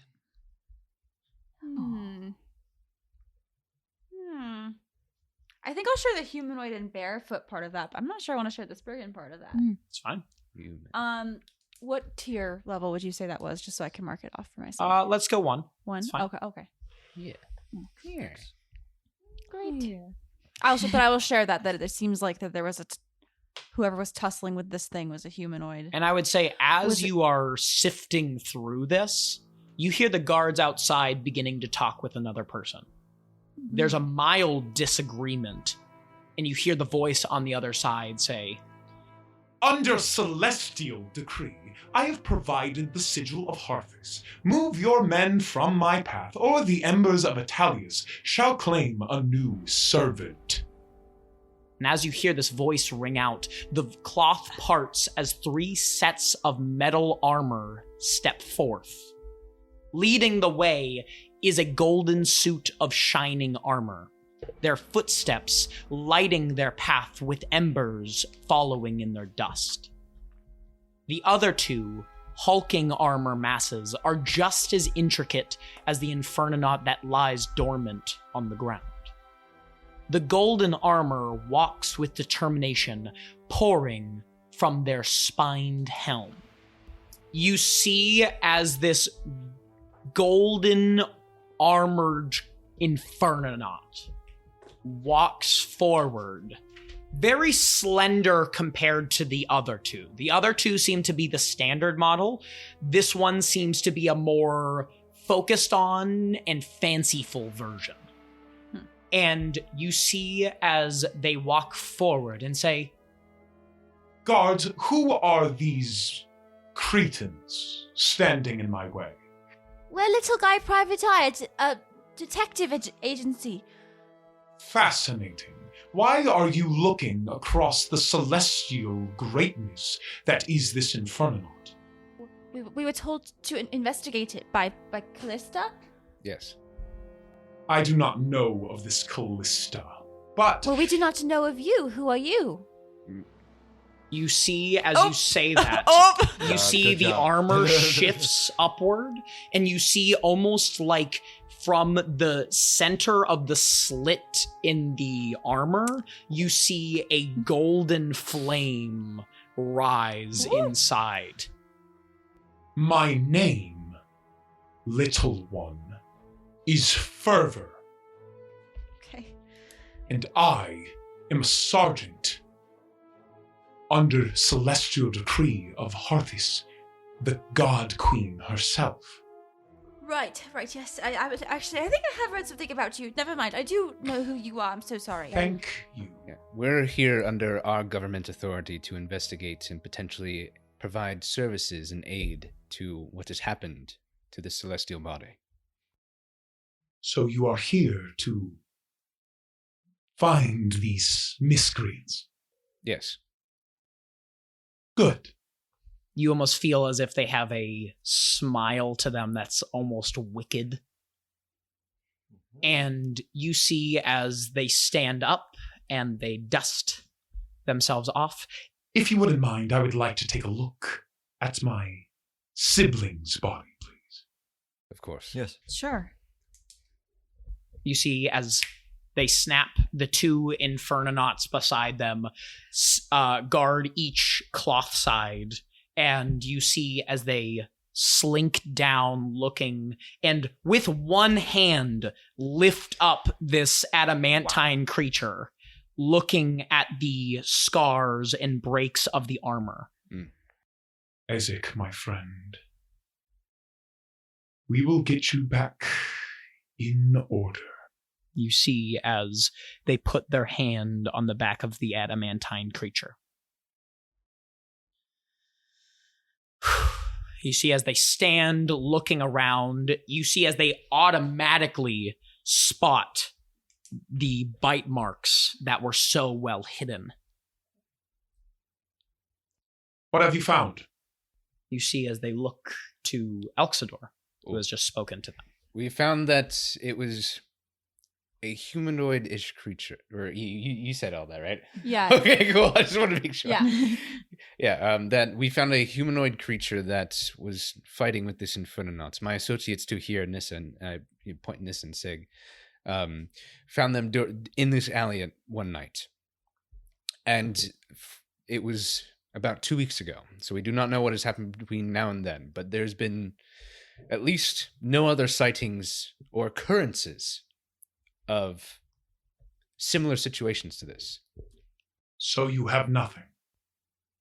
No, but we are new to what Harthus has to offer to this world, and I would want to ask you that could help us better figure out what has happened. So for this night here, what is the purpose that brings you to our city? You see as they look to all of you, almost squinting, the flame seems to flick and flutter within inside of the armor. The only way I tell you more is if you oath to me that you will not let anyone know any of the following information. I'll shake that. I'll make that oath. All of you. Oh. Okay. Okay. Fine. Yeah. You see as Fervor reaches their hand out, palm face toward all of you. Raise your hands just as mine. Everyone does. And say, I swear to protect the secrets of Harthis. And you say the thing. Yeah. Yeah. And you see as this golden flame goes out from their fingertips, lightly dancing around, grabbing up your forearm and slightly warming your forearm as you feel as it imprints and disappears. We are here under the God Queen. Zedrastasia has given me the order to personally see to this. With these specific orders, 3Z3K, aka Ezek, was under orders to find number 4678, an extinguished one in your city. Extinguished. Enlighten us, as we have met few rekindled that come from the Infernosphere. Absolutely. You see as they look on, their visor starts to glow gold, and in front of them, they form fire into the shape of almost like holograms for you all to see a general example of an extinguished one. You see as it forms in front of you, showing a bunch of different body types, whether they're like Alexian skin grafted together, or actual suits of armor, or molten glass, all of these different forms. But each one contains a candle within inside of where their heart would be, visibly shown. The candle itself has a magical wax that has different writings and scrawlings, but mainly shows the symbol of a flame with wings sprouting from it, the symbol of Harthis in its center. You see as the flame within each of them dulls out, and they continue to move on. And as they continue to move on, Infernonauts start to surround each and every extinguished one. And you hear as they start to describe.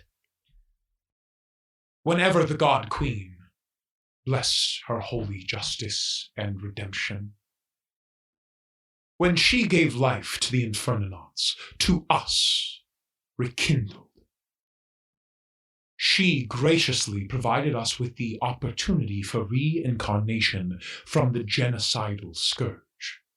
It was here where she determined that she would wipe the memories of these past souls, giving them new life and redemption. Having no memory of their lives before, it was up to them to not commit the same sin. Dependent on the flame, the cooler, the color, the harsher the crime. And it is us who pervades them. When a rekindled loses or commits the same sin again, their flame extinguishes, proving they were not worthy of the redemption. It is our job to ensure that those who disgrace this generous gift are brought back to the flames in the ashes of the Embersphere and the Infernosphere, where Atalius they shall remain eternal. Then, question for you. What crime is a brown flame? You see as they tilt their head. A brown flame? Yes. What do you mean, a brown flame? The other day, I came across a rekindled that had a brown flame. Where? Elster and Gale are looking at each other. Do I rat out? I'm giving you the look of like, do I rat out the church? Roll a wisdom saving throw for me, please. Oh my god! Okay. Go. Okay. 27. Okay, with a 27, you see as Fervor gets closer, looming over you, and says, "Speak!" Jesus. The House of the Solstice. Thank you. There is no such thing as a brown flame. Well, we saw one, so there is such. I don't think you were speaking literally. Sorry. You see as they just look in your direction, no emotion. Yeah. Then, but regardless, we will find this extinguished one. Thank you for your service. We shall return with Ezek at his prime. You see as they like stare uncomfortably for a long time, there's a silence. Good day.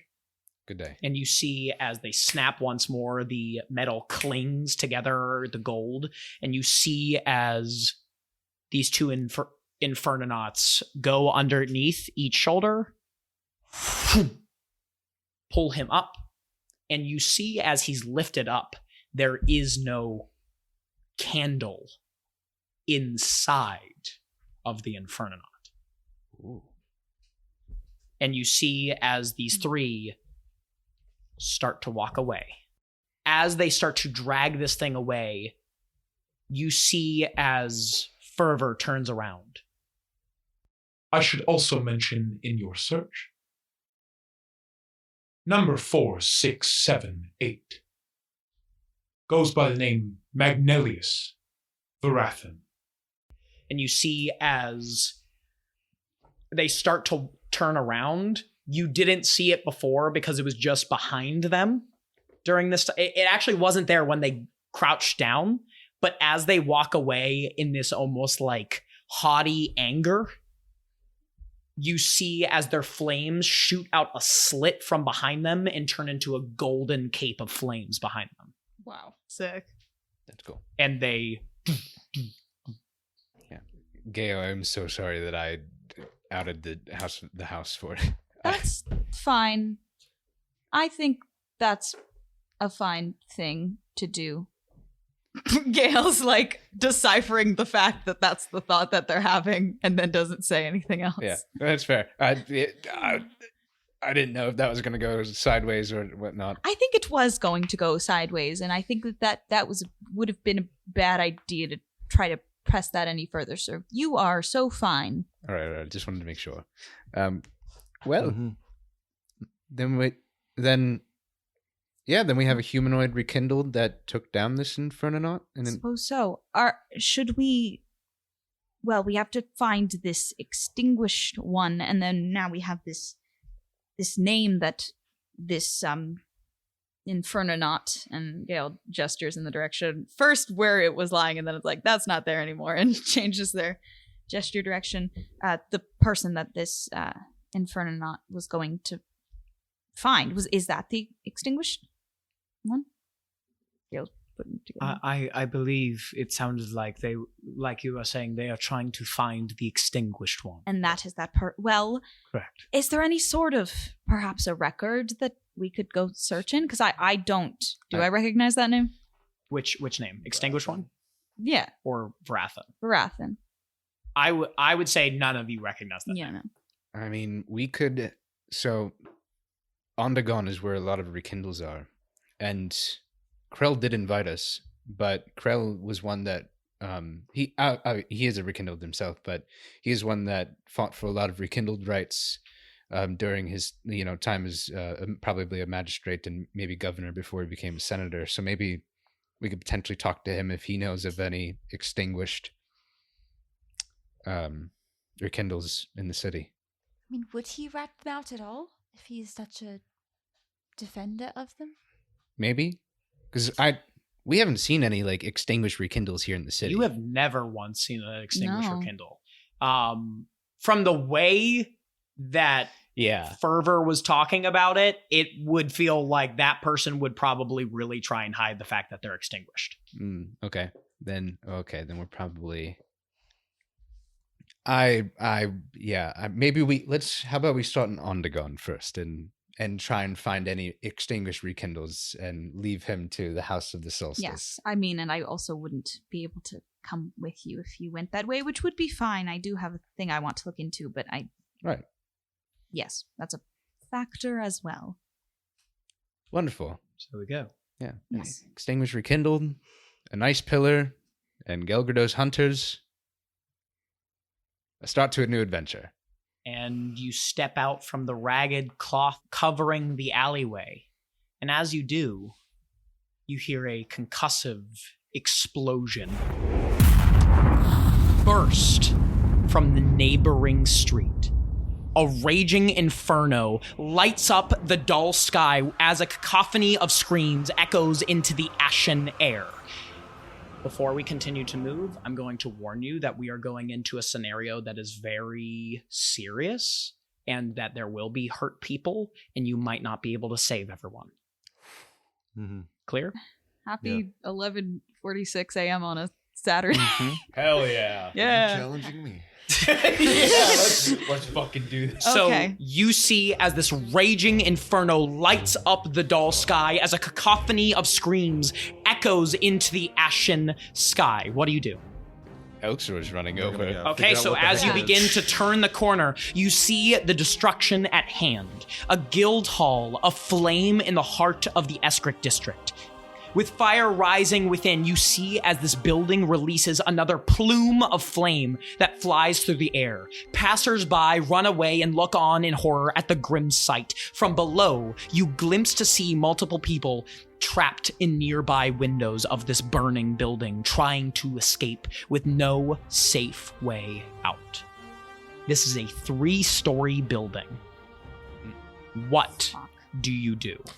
And I'm going to tell you this now before we continue. Oh no! Putting a timer. I am putting a 15-minute timer on. Great. I will stop this timer whenever something occurs during this time. Each time you have to ask me questions, I'll stop it as well. I'll have it next to me the entire time. You have 15 minutes until this building comes crumbling down on the people within inside of it. I can cast Bigby's hand to catch people or break walls. 15 minutes starts now. Cool. I'm going to ask for haste from Nissa. Nissa automatically gives you haste. Okay, I'm going to also cast a first tier rune, the Verglass Glissade. Yep. I'm going to sigil swap it to Shadow, and it I basically just inscribe runes on the bottom of my feet, and my speed increases by 15 feet. Okay, minute. Great. Cool. Elxor, what are you doing? Aura of Vitality. And I'm just gonna be running right in there.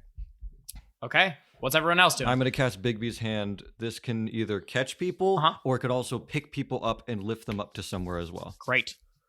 Gale is going to cast Levitate on themselves and shoot up as far as they can into the air, which is 20 feet, and is gonna try to start like grabbing people. They're not very strong, but that's all they can think to do right now. Absolutely. Okay. So and they can do that for 10 minutes. So they're going to keep trying to. Great. And I'm going to talk about the mechanics of how this is going to work when we keep moving. Okay. Lycan. Lycan's going to cast Lycan's Beanstalk and wherever there seems to be a crowd of people trying to escape from an upper level, that will create like a pathway down. Yes. Hopefully, like a ladder almost. Great. Brian, what are you doing? How many of the windows have like fire in them? Like all of them? The front windows that you can see, there's not a bunch of windows. So per floor, there's 2 windows on each side, on the right and the left. In the bottom floor, there's nobody in those 2 windows. In the second floor, you see 3 people in one window, 2 people in the other, but you hear more screams than just that. The top window, you only see 1 person in one of those windows, but you could maybe guess that there's other people in different rooms that are not accessible through the front of it. Mm-hmm. That is what you see. Okay, so Beanstalking up. What's Brian doing? Who's gone up to the top? I mean, I have with my beanstalk, like it rises me up. You could climb up it with me. Yeah, I'm gonna climb with a beanstalk to follow Okay, great. to I the also top have Bigby's floor. hand. If you Great. need to Yes, break and something or I'm lift. up. And Leo, are you staying outside? I'm currently going to stay outside I think I'm going to catch people if you try to throw people out of the window. Okay, great. Oh, that's so helpful for me. because here's then what's I don't going have to happen in terms of mechanics. I will pause it to tell you exactly what occurs. So we have this 15-minute timer. What will happen is, depending on how long you are inside of it, fumes will start to corrupt you over time in terms of you are, and you can hold your breath, yes. So what happens is, over time, depending on how long you are in the building, every so many minutes, I will pause it and tell you to roll con saving throws, and we'll talk about what the consequence is there. For carrying mechanics, this is how it works. You can carry up to your strength modifier +1 person without affecting your speed. Okay? So currently, if you have a 0 in strength, you can only pick up 1 person at a time. If you have a 5 in strength, you can pick up 6 people at a time. Holy shit! Grenades! How there's a firefighter? Surface area. How does that? So this is how this is going to function. It's going to be really hard to save everyone. I'm going to tell you there's a good amount of people in this building. And running back and forth is going to take you time. Okay? So be aware of that. The more people you put on you, the less you can move, even in cases like SIG. So even with haste, you're still going to be half of your movement gone. Make sense? I am starting timer now. I'm going to go in order around the table just so everyone tells me exactly what they're doing in order, and we're going to basically work it like initiative, but just going around the table to make it super easy. Is it possible I could go first, because I think what I have to do will be advantageous for everybody? Basically it's a hold action for everyone, and then you can choose, and then everyone else. And then we would go in order. Yes, exactly. Yeah. Okay. Right. I think. Okay, I want to do... Yep. I've Putting already timer on done now. Beanstalk. I'm going to do Sap Stride, which creates a portal. I'm going to create a portal towards the base of where the beanstalk is, so that people can exit there, and then we create a portal in the building. I think on the 2nd floor. Hopefully, that's like a medium inside area. of the building. I'm going to go into the building to make the opening of the portal that will take people to the ground level outside the building. My goal is to be in the 2nd floor, kind of towards the middle of the building, so hopefully it has the most access to everybody. Okay. And then I'm creating a portal that takes them outside. So you're trying to get to the center. Yeah. Okay. So as you are trying to get to the center, you get toward the center, you see a path to your right, a path to your left. There are 2 corridors leading to other rooms. Both have flames beginning to rise, but seem sturdy for the moment. As you listen around, you hear cries for help from all 3 directions. Roll perception checks for me, please. 22. 22. With a 22, you can tell that the right corridor seems to have 5 voices coming from it in the back. So you already got 3 people down through the portal as you would invoke it, I would say. The left corridor has multiple voices, and in a split second, you could probably hear 12 voices crying out. Then, from the staircase above, you hear the crying of a child, alone, afraid, and unsure of what to do. And that is going to be your turn because you are doing that. Great. Sig, what are you doing? Okay, as of now, I have 130 feet of movement. I'm going to use one of my actions to dash, so I'm at 260. Okay. So are you running into the burning building right now? Yes. Let me describe what you see then. As you run forth into the burning building, you see as its wooden sign crashes down behind you, depicting the well-known symbol of a wagon wheel adorned with a pair of long horns. The flames ahead emit smoke that fills the bottom floor of this 3-story building. Roll me perception checks as you're running inside, please. I'll pause for rolls. That's a 19. Okay, 19. So as you look to your left, you spot a staircase that has yet to catch fire. However, you see many of the building support beams are slowly beginning to smolder and flames are licking their edges. Time is ticking. As you look through the bottom floor, you see debris from the fallen ceiling near the lounge off in the distance. Beneath it, you see as 2 sets of hands are trying to lift the broken wood to no avail. Rushing forth, your adrenaline pumps through your body, your heart beating fast. Your heightened senses notice a strange symbol in the corner of the room toward the staircase. A snapdragon with eyes that stare in place of its bulbs. The symbol seems jagged, as if carved from a knife. That's what you see. What are you doing, Sig? Can I just grab that person? There's no one behind them, right? It's There's just that one person. There's two holding it. people underneath this debris. There's two pairs of hands. Okay, I'm just gonna grab those two people. Yep. You lift. Can you make an athletics check to lift this thing for me? Athletics is a 15. Athletics is a 15. You eat, like, it takes a second, but over time you're able to throw this thing off, and you lift these two people up. You see as they're covered in soot, and just like one of them has blood gushing from the top of their head, as you see as they're just covered and just like completely dazed. Okay, I can carry two more people, so that's everyone on this floor? That's everyone on this floor. Going upstairs. Okay, you're going upstairs. That's going to be the end of your turn. Brian. So you brought the beanstalk up to the second level? Yes, and then I've created the portal. Hopefully you've seen it. I saw yes. you. Okay. My goal is to make it as aware. Like, this is a central location. Drop people off here. Absolutely. How far is like the third story window? Third story window from there. I was gonna say you could. Yeah. I'm gonna call down so they'll get me to the third floor. Yes. Got it. And I pull the hand down. You go. And I enter up to the third floor. Do I hear the child crying was on the third floor, right? Yes, child crying is on the third floor. If you find someone and you want to get them out of there, you could throw them onto the hand. I can take them down. Yeah, hand and step. So you do. It's not in one of these first two rooms, but you do see one person up here as you jump through the window. Mm-hmm. So this person is here. I don't know what you want to do with them. Brian has he's pulled up the bandana to breathe better, and he's pulled the goggles down to see better, so that smoke doesn't get in his eye. But he tells the person, "There's a get on the hand, go." You see as this woman goes, "Oh, okay, hand." You see as she like jumps onto the hand and like very. It's all right. I got you. Okay. I got you. Okay. You see as lower her down. Yeah, you slowly lower her down, and she runs away from the building Yeah. as soon as she's down on the ground. I get the hand back up there in case there's others. Yeah. So as you are running into this, you hear the crackling wood surrounding you as you bound through the topmost floor. The flames seem to be eating their way through the wood below, crackling, crunching, and peeling as the time ticks on. Once more, you are met with 3 corridors like lichen. Right, you're in the center. Give me a perception check as you're here. You're doing a great job, folks. 13. 13. I would say with a 13, directly ahead, you see a window with gray light peeking in through the multicolored flames. You see as these flames are not just red. There's green and blue and pink and random colors going throughout this building.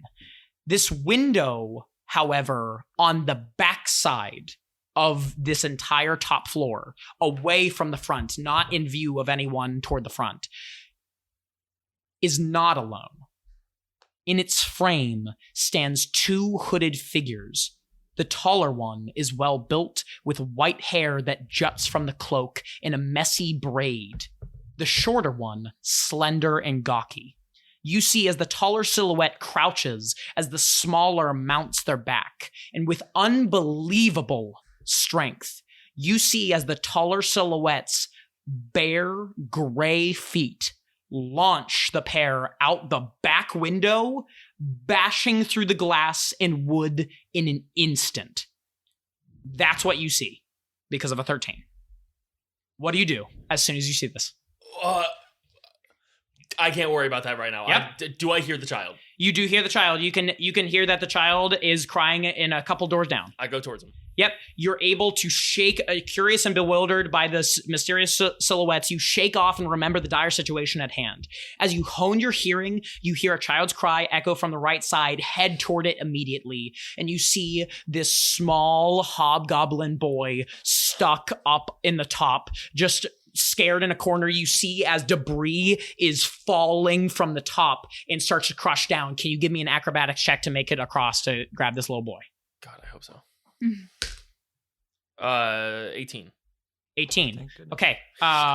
Yes, you are able to duck and dive and dodge the 5 Ds of dodgeable. And you're able to jump through, and you see as one of the support beams crashes down in this area. You jump over it through the flames and are able to pick up this little boy. Okay, I'm gonna take the goggles bandana off, put it on the child. Okay. And then is there a window nearby? Is there? I would say in this room, yes. It will just be off to the side, so you'll go into an alley. Okay, that's fine. Like Grant's gonna hold the child in one arm. Yeah. Take the sword out in the other and jump through the window and just drag down the wall. I would say you can easily do that in this scenario. That's the end of your turn as you drag down, crushing through the side. Leo, what are you doing? Okay, I think what Leo is doing, I'm just gonna hold my action just to be ready for what everyone else is doing right now, because I just need to make sure everyone's safe. Okay, great. Lycan already went. Gail, what are you doing? So there are the most people up against the windows in the second floor, right? Is that what you're saying? Well, those people just got out on one side, but another side, yes. The other There's side. 2 more people on that side of that window. Great. So Gail's gonna fly up to the second floor to the window with the 2 people. They're going to say, if you see that hand down there, if you jump into it, it will catch you and you will be fine. You'll be able to be safe. You hear as all of them like, okay. And you see as they all like start jumping into the hand. Leo, you're moving it up and down like an elevator very fast. Yeah. And Gail's going to, as they're moving, get in through the window. Yes. They're going to start holding their breath, which they can do forever. Yeah. So, but they see that there's all this. They're just going to breathe and look around. As you're looking around, can you give me a perception check? Investigation check, please. No, not. I think you should let me do a perception. Oh, I thought that was now one. No, it's not. Not stupendous. 13. Okay, with a 13, I will say, as you are looking around, you're starting to notice that the support beams are getting very, very charred and starting to buckle. We're getting closer and closer, and I will tell you that there is a mechanic in here that if you are still in the building, it will crash down on you. Oh, and it is not a good amount of dice. I bet. Okay. So I will say that you notice that, and you look to your left and you see broken glass lining the floor away from windows with a symbol scrawled into its surface. It's disjunct and not intact, but it has orange liquid trickling from its edges. Okay. Gail sees that, makes a note of that, makes a note of any details that they have. Yeah. Of any of that situation, and then is just gonna look for people. All right. So I would say with that 13, you would be able to know that in this second floor, to the left, there's around 12-ish voices calling out. They're gonna move. Yeah. Towards and that. you're gonna run there. I would say you find one room. Lycan's down at the end of the hall. You're in this room, and you see as you open a door, you see 4 people in this room. Move to the room with the window. I'm going to do this, and it's going to make it so you can just jump out. And for those, there's only 4 people, so they're going to cast Featherfall on all those people because I can choose up to 5. Perfect. So like just run, just go. You'll be all right. Okay. You see as all these people start running out, and like they are worse for wear. They are covered in soot. One of them has like a burned arm that they clearly had to roll out of this. Like they are bandaging themselves and holding where they can, and they run past you. Is it okay if we're done? Yeah, there? That's fine. Okay, moving on. Elksor. Okay, Elksor's running into the first floor and seeing who's around. You see as Sig bolts upstairs, grabbing 2 people. I think Elksor is easily able to get up to the next floor, so you're not having to waste your time down here. Wonderful. Then, he's going to go to... and then you saw Gale go in one room. Yes. Or that there's a door open and people are filtering Correct. out. There's Cool. still people to the right that has 5 more voices coming. Cool. Definitely going into the right how's this door? I would say as you look at this door, there like you start to open it and there's something blocking the way. Cool. Yeah. Elxidor. Two. Open sesame. No, he's going to basically have his chain whip, wrap it around his one arm, and he's just going to like slam into this door and then try and just cleave out the rest. Yeah, go ahead and make an attack roll and deal damage for me if you hit it. With advantage, it's the door. Yeah, it's his door. His door. His door. Cool. Oh, still 19. That hits a door. Yeah. Good morning. And I just used all my strength to just like gut it out and just push it. Yeah, off to you the see side. as you're able to woof, and you see 5 people cowering in here. You see as they all have this symbol of this wagon wheel with ox horns coming out of it. And you see as they're all wearing very similar get-ups and gears and stuff. That seems like they're part of like a transporting service that's covered in soot. You see some of these people have like wood chippings into their skin from that splintered out from the explosion that occurred across their bodies and everything like that as they're trying to like limp toward you. I'm sure that usually Aura Vitality, just quick rule explanation. Healing energy radiates from me in an aura within a 30-foot radius. I can choose a creature using a bonus action, but since how loose this is, like I'm just going to give Aura Vitality to all of them just to heal them from their wounds. I'm like, this way, there's a window you can all escape from. Okay, so I'm going to tell you now, looking around, can you give me an insight check? Yeah. Oh, this one I'm going to stab me. Oh, natural 20. Yes. Perfect. I would say with a natural 20, you are looking around and you're like, there is not much time. I don't think they're going to make it. Cool. Elkstor is like, this is about to crash on him and whatnot. Like, we're getting closer and closer to that time. Cool. Yes. Elkstor? Nah, fuck it. No, he's going to... Would he be able to try and hold this up to let them escape?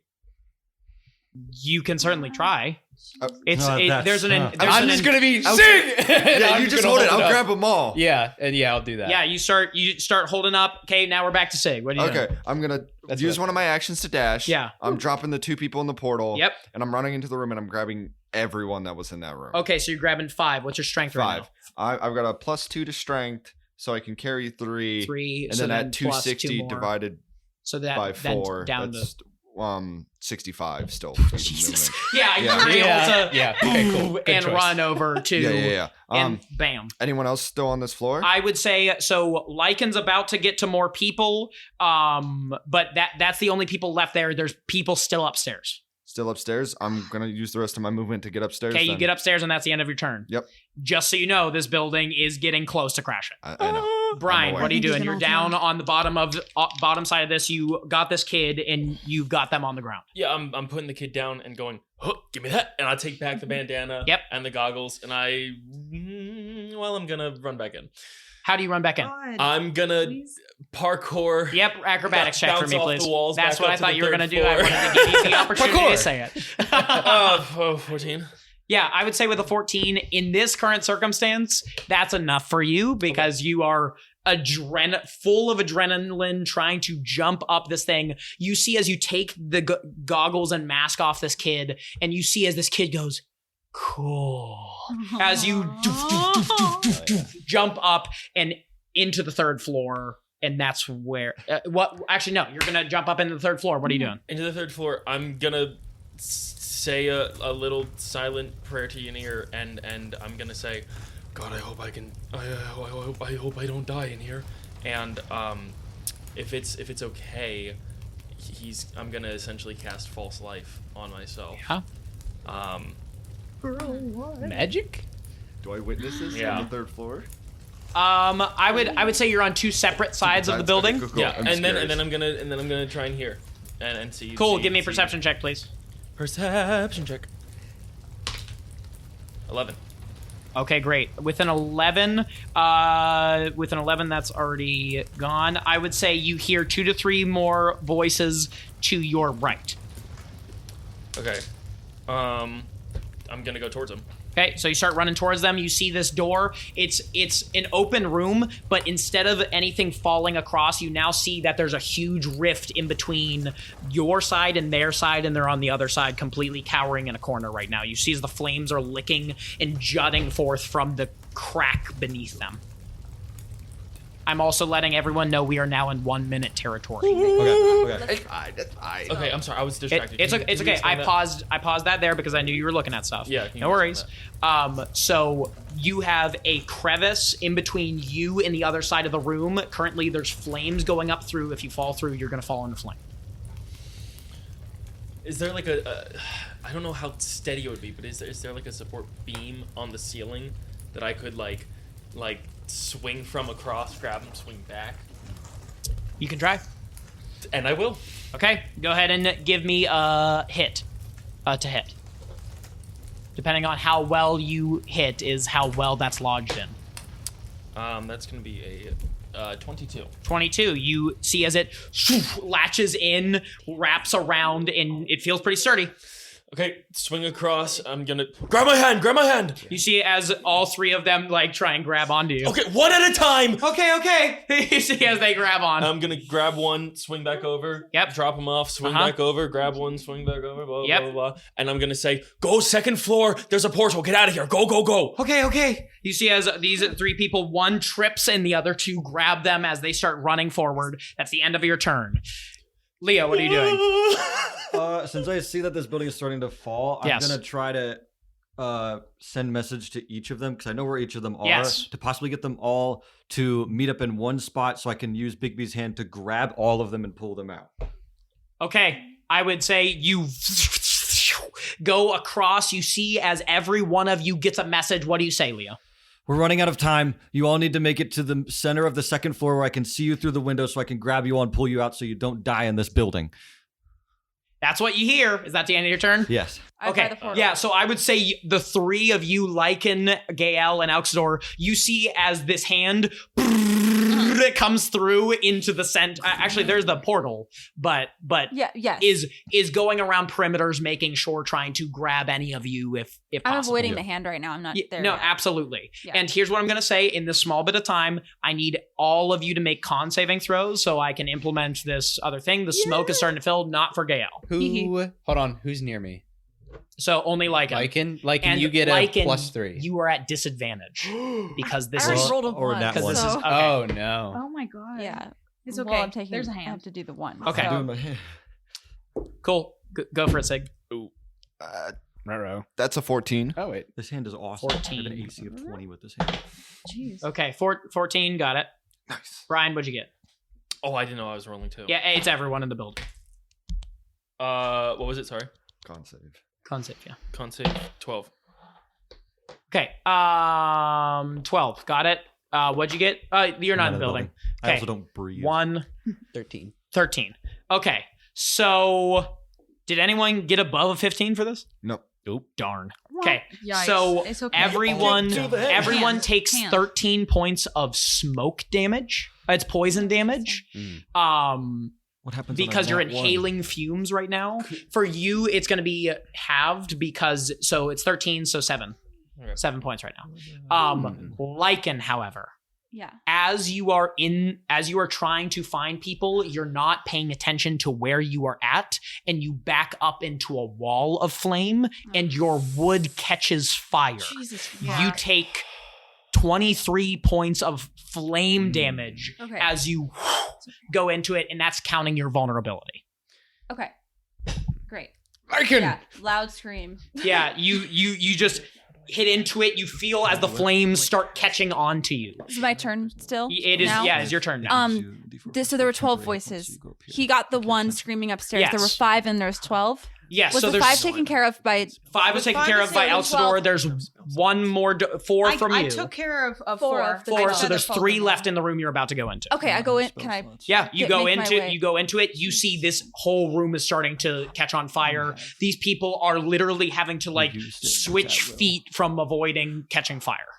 I'm on fire, but I'm gonna sink Yes. my hands into the floor and invoke my back to your roots rune Yeah. to kind of morph the wood to form a more like structured plank. Okay, so you form a more structured plank. I would say this is a first tier rune. You see Yeah. as it forms forth. And I'm gonna tell them to go towards the portal. Yeah. Yeah. I'm going to tell everyone this now. Okay? Just so everyone's aware, I'm going to tell you by the time it gets to your turn, this building is going to come crumbling down. Yeah. Well, So do I get the chance to leave? Yeah, yes. Okay. So here is what I'm going to give everyone the chance of. You now we are at 6 seconds left. Okay? We have 3 people left there. We have Sig currently running up to the top floor. Yes. Right? Where is Alcidor? I'm also on the second floor as well. So Okay, I was you're like on the right second floor next to still. Lycan. Leo's outside. Hand is helping Matt. Where's Brian? I mean, my turn ended. I was still in the room with the crevice. And you're still in the room on 3rd floor with the crevice. I'm on the 2nd floor. And you're on the 2nd floor. So here's what I'm going to say. I need all of you to roll dexterity saving throws. And not you. Okay. Yeah, not Leo. Everyone except for Leo to roll dexterity saving throws. Based off of the throw, you are going to have to, it's going to be a specific DC per what floor you're on or where you're going. Oh, yeah. What'd you get, Sig? I got a 24. 24? 25. 25. Fuck you. 12. 12? 14. 14. 11. Oh. 11. Okay. So, Gael, before this building comes crumbling down, what are you doing as you see, and there are 3 people currently running down the stairs? Let that be known. I don't know if there's... Not running down the stairs, running out Towards toward the portal? Right. Okay. Yeah, I see that, and I believe in my heart of hearts that that'd be fine. Do I get the sense that I could make it to the window and jump within the time that I you have definitely left? could make it to the portal. Oh, to the portal. Because you're right next, you're near that portal. Okay, that's it. Should I do that or something cool, potentially? You tell me what you're doing. Do cool. So, Gail sees that everything is like coming down around them and has a very good sense of like how much time has passed because, keen mind things. And they start feeling that very familiar sensation in their head that just kind of feels like screaming and static and whatever. And they just take a deep breath in. Yeah. And as they breathe out, a sort of like multicolored yet illustrative kind of thing like comes out of that breath and moves all over their body. They're going to transform into they're going to polymorph themselves into a raven and fly out the window. Great. Yeah, I would say you fly out. Okay. Really quick for people who are on 2nd floor. Lycan, Elxidor, Sig. Mm-hmm. You have a choice here. Mm-hmm. You are near this portal. You will get through. Mm-hmm. There are 3 civilians trying to reach the portal. Mm-hmm. Question. Yes. Would my fave hospitality passage, where I can help a creature increase their walking speed by 10 feet? Absolutely, that would help one of them. So you technically could get 3 through the portal if you push them through. Yeah, doing that. Oh, yeah, Elxidor is like, you guys go first. Okay. Do I see any of this Can happening? I push Elxidor? Fuck no. Yeah, well, if he can do 2 people, I can move him and himself. Oh yeah, super fast. I would say with one person you could pick up Elxidor. So is that everyone in the building? Yes. Yeah. Oh yeah. Fuck it. Take me. Well, I'm gonna wait. Brian's not nearby, and that's what I'm worried about. Make your decision. You gotta go. 3. Go for Brian. 2. I am going for Brian. And you're running upstairs. Okay. So you push all 3 people through. Yep. What are you doing? I make it. I'm okay with my save to get to the portal. Yeah. And there's no other screaming to be heard. No other screaming. You just see as Elxidor pushes 3 people forward, and you see as he's probably not going to make it through. Elxidor's not? Yeah. Because Sig's not picking him up. Oh, I'm pushing Elxidor. Wait, do I see that as well? I would say through this window in this moment, yes, you could see that. I could just move my hand. I'm going to go over top of you and just hold my hand above you, so anything that falls is going to hit the hand. Mm-hmm. Okay. But you could just push him in the portal if you want. I could also just do that. My hands can be fine. Yeah, if that's the case. Whatever helps you best. So you can see as you are both running toward it, the hand coming behind Elxidor, you on the other side about to jump the portal. Yeah. So, I will remind you that you have a vulnerability to fire just in you case. can just, I think you just go through. Yeah. Okay, through the portal. So there's nowhere else to go. Yeah, jump through, covered in sap, jump out. Yeah. Elxidor pushed through. You see as the Big B's hand pushes you through as this building starts to crumble. Mm-hmm. So you got a 25, 24? 25. Yeah. You see, I would say, Brian, how do you get out of this building? Because you got a 25. Oh, yeah. I mean, I was literally, like I exit the room I'm in, and it's like a long hallway or something, and there's a window on the end. Yes. I'm going out the window. Yeah, you see as you start running, and as you start running, you see Sig running. The little ones he found, they made it, right? Yes, they made it. Yep. Sorry. I think we got everyone. And Sig, what do you do when you see Brian? You see him running toward the end of the hallway. You're running forward. Can I see the window? Or? Yeah, you see the window. Lunge at him. To the window. I'm going to the window, sticking my sword in the wall, and you hop on my back and You can't. If your friend was jumping out a window, Honestly, if I see him jumping out the window, I'm just gonna follow him out the window. Then. Yeah, you see as Brian carves through the building side. Sig, you jump and claw down. I'm not even gonna claw down. I'm just gonna tank the 3-story fall. Yeah, you see as you land. And as you all exit the building covered in soot and ash, you see as the guild hall, the oxen, crumbles down to the ground, crackling and crunching as the fire claims its prey. For a moment, the city is still. And then you hear a clap, 2, 4, and civilians all around you start to clap, having saved as many as you did. Gratitude surrounding you from the random people you just saved starts to echo through your ears. Sig, you, on the other hand, do not hear the clapping that surrounds. You are lost as you pervade the flames, rising, shifting, consuming. And for a second, your eyes shut and reopen. Not to the flames of the oxen, but the flames of your house. The night is cold as the stars gleam above the dismal sight. You look down at your hands as you see 2 white claws, mismatched by your own flesh and blood. No, not your blood. Damp. Your cheeks are used as ramps for the uncontrollable tears spilling forth as you look on in horror at your childhood home. Nina. Mom.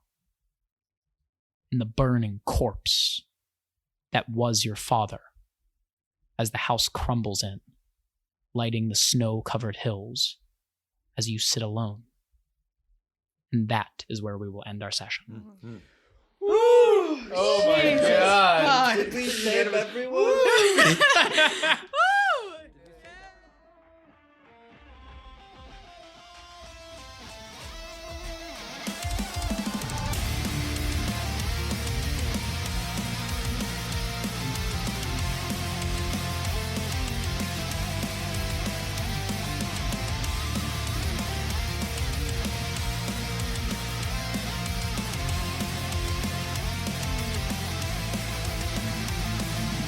Hey casters, we wanted to give a big thank you for listening to this episode. We are excited to continue the story of this party and share this world with you. Please check out our socials on Instagram, TikTok, Reddit, and YouTube by searching up Campaign Casters. No spaces, one word, Camp AIGN Casters. Thank you for tuning in. If you enjoyed this episode, we'd really appreciate it if you left a review on Spotify, Apple Podcasts, or wherever you listen to your podcasts. It helps us reach more listeners and keeps the investigation going. Our theme song is Nobody's Hero by Chronophobia. A big shout out to them for allowing us to use their beautiful music.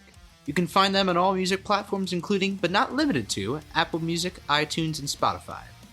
Have you checked out our documentary yet? Rolling the Dice is officially on YouTube. Shout out to Brandon Pierce Media for producing it. You can find him at brandonpiercemedia.com to book him today on your photography and videography needs. Our players for this campaign are Heat Chase as Sig Valang, Jake Taylor as Brian Smith, Adam Fox as Leo, Sophia Conda as Lycan, Ari Bardak Mitchell as Gael, Haven Joseph-Lyon as Nissa Stone, and me, Nicholas Bailey as Elxador Bernades. Our next episode will be released on November 21st. Until next time, be careful adventuring. If you get tired, come back home.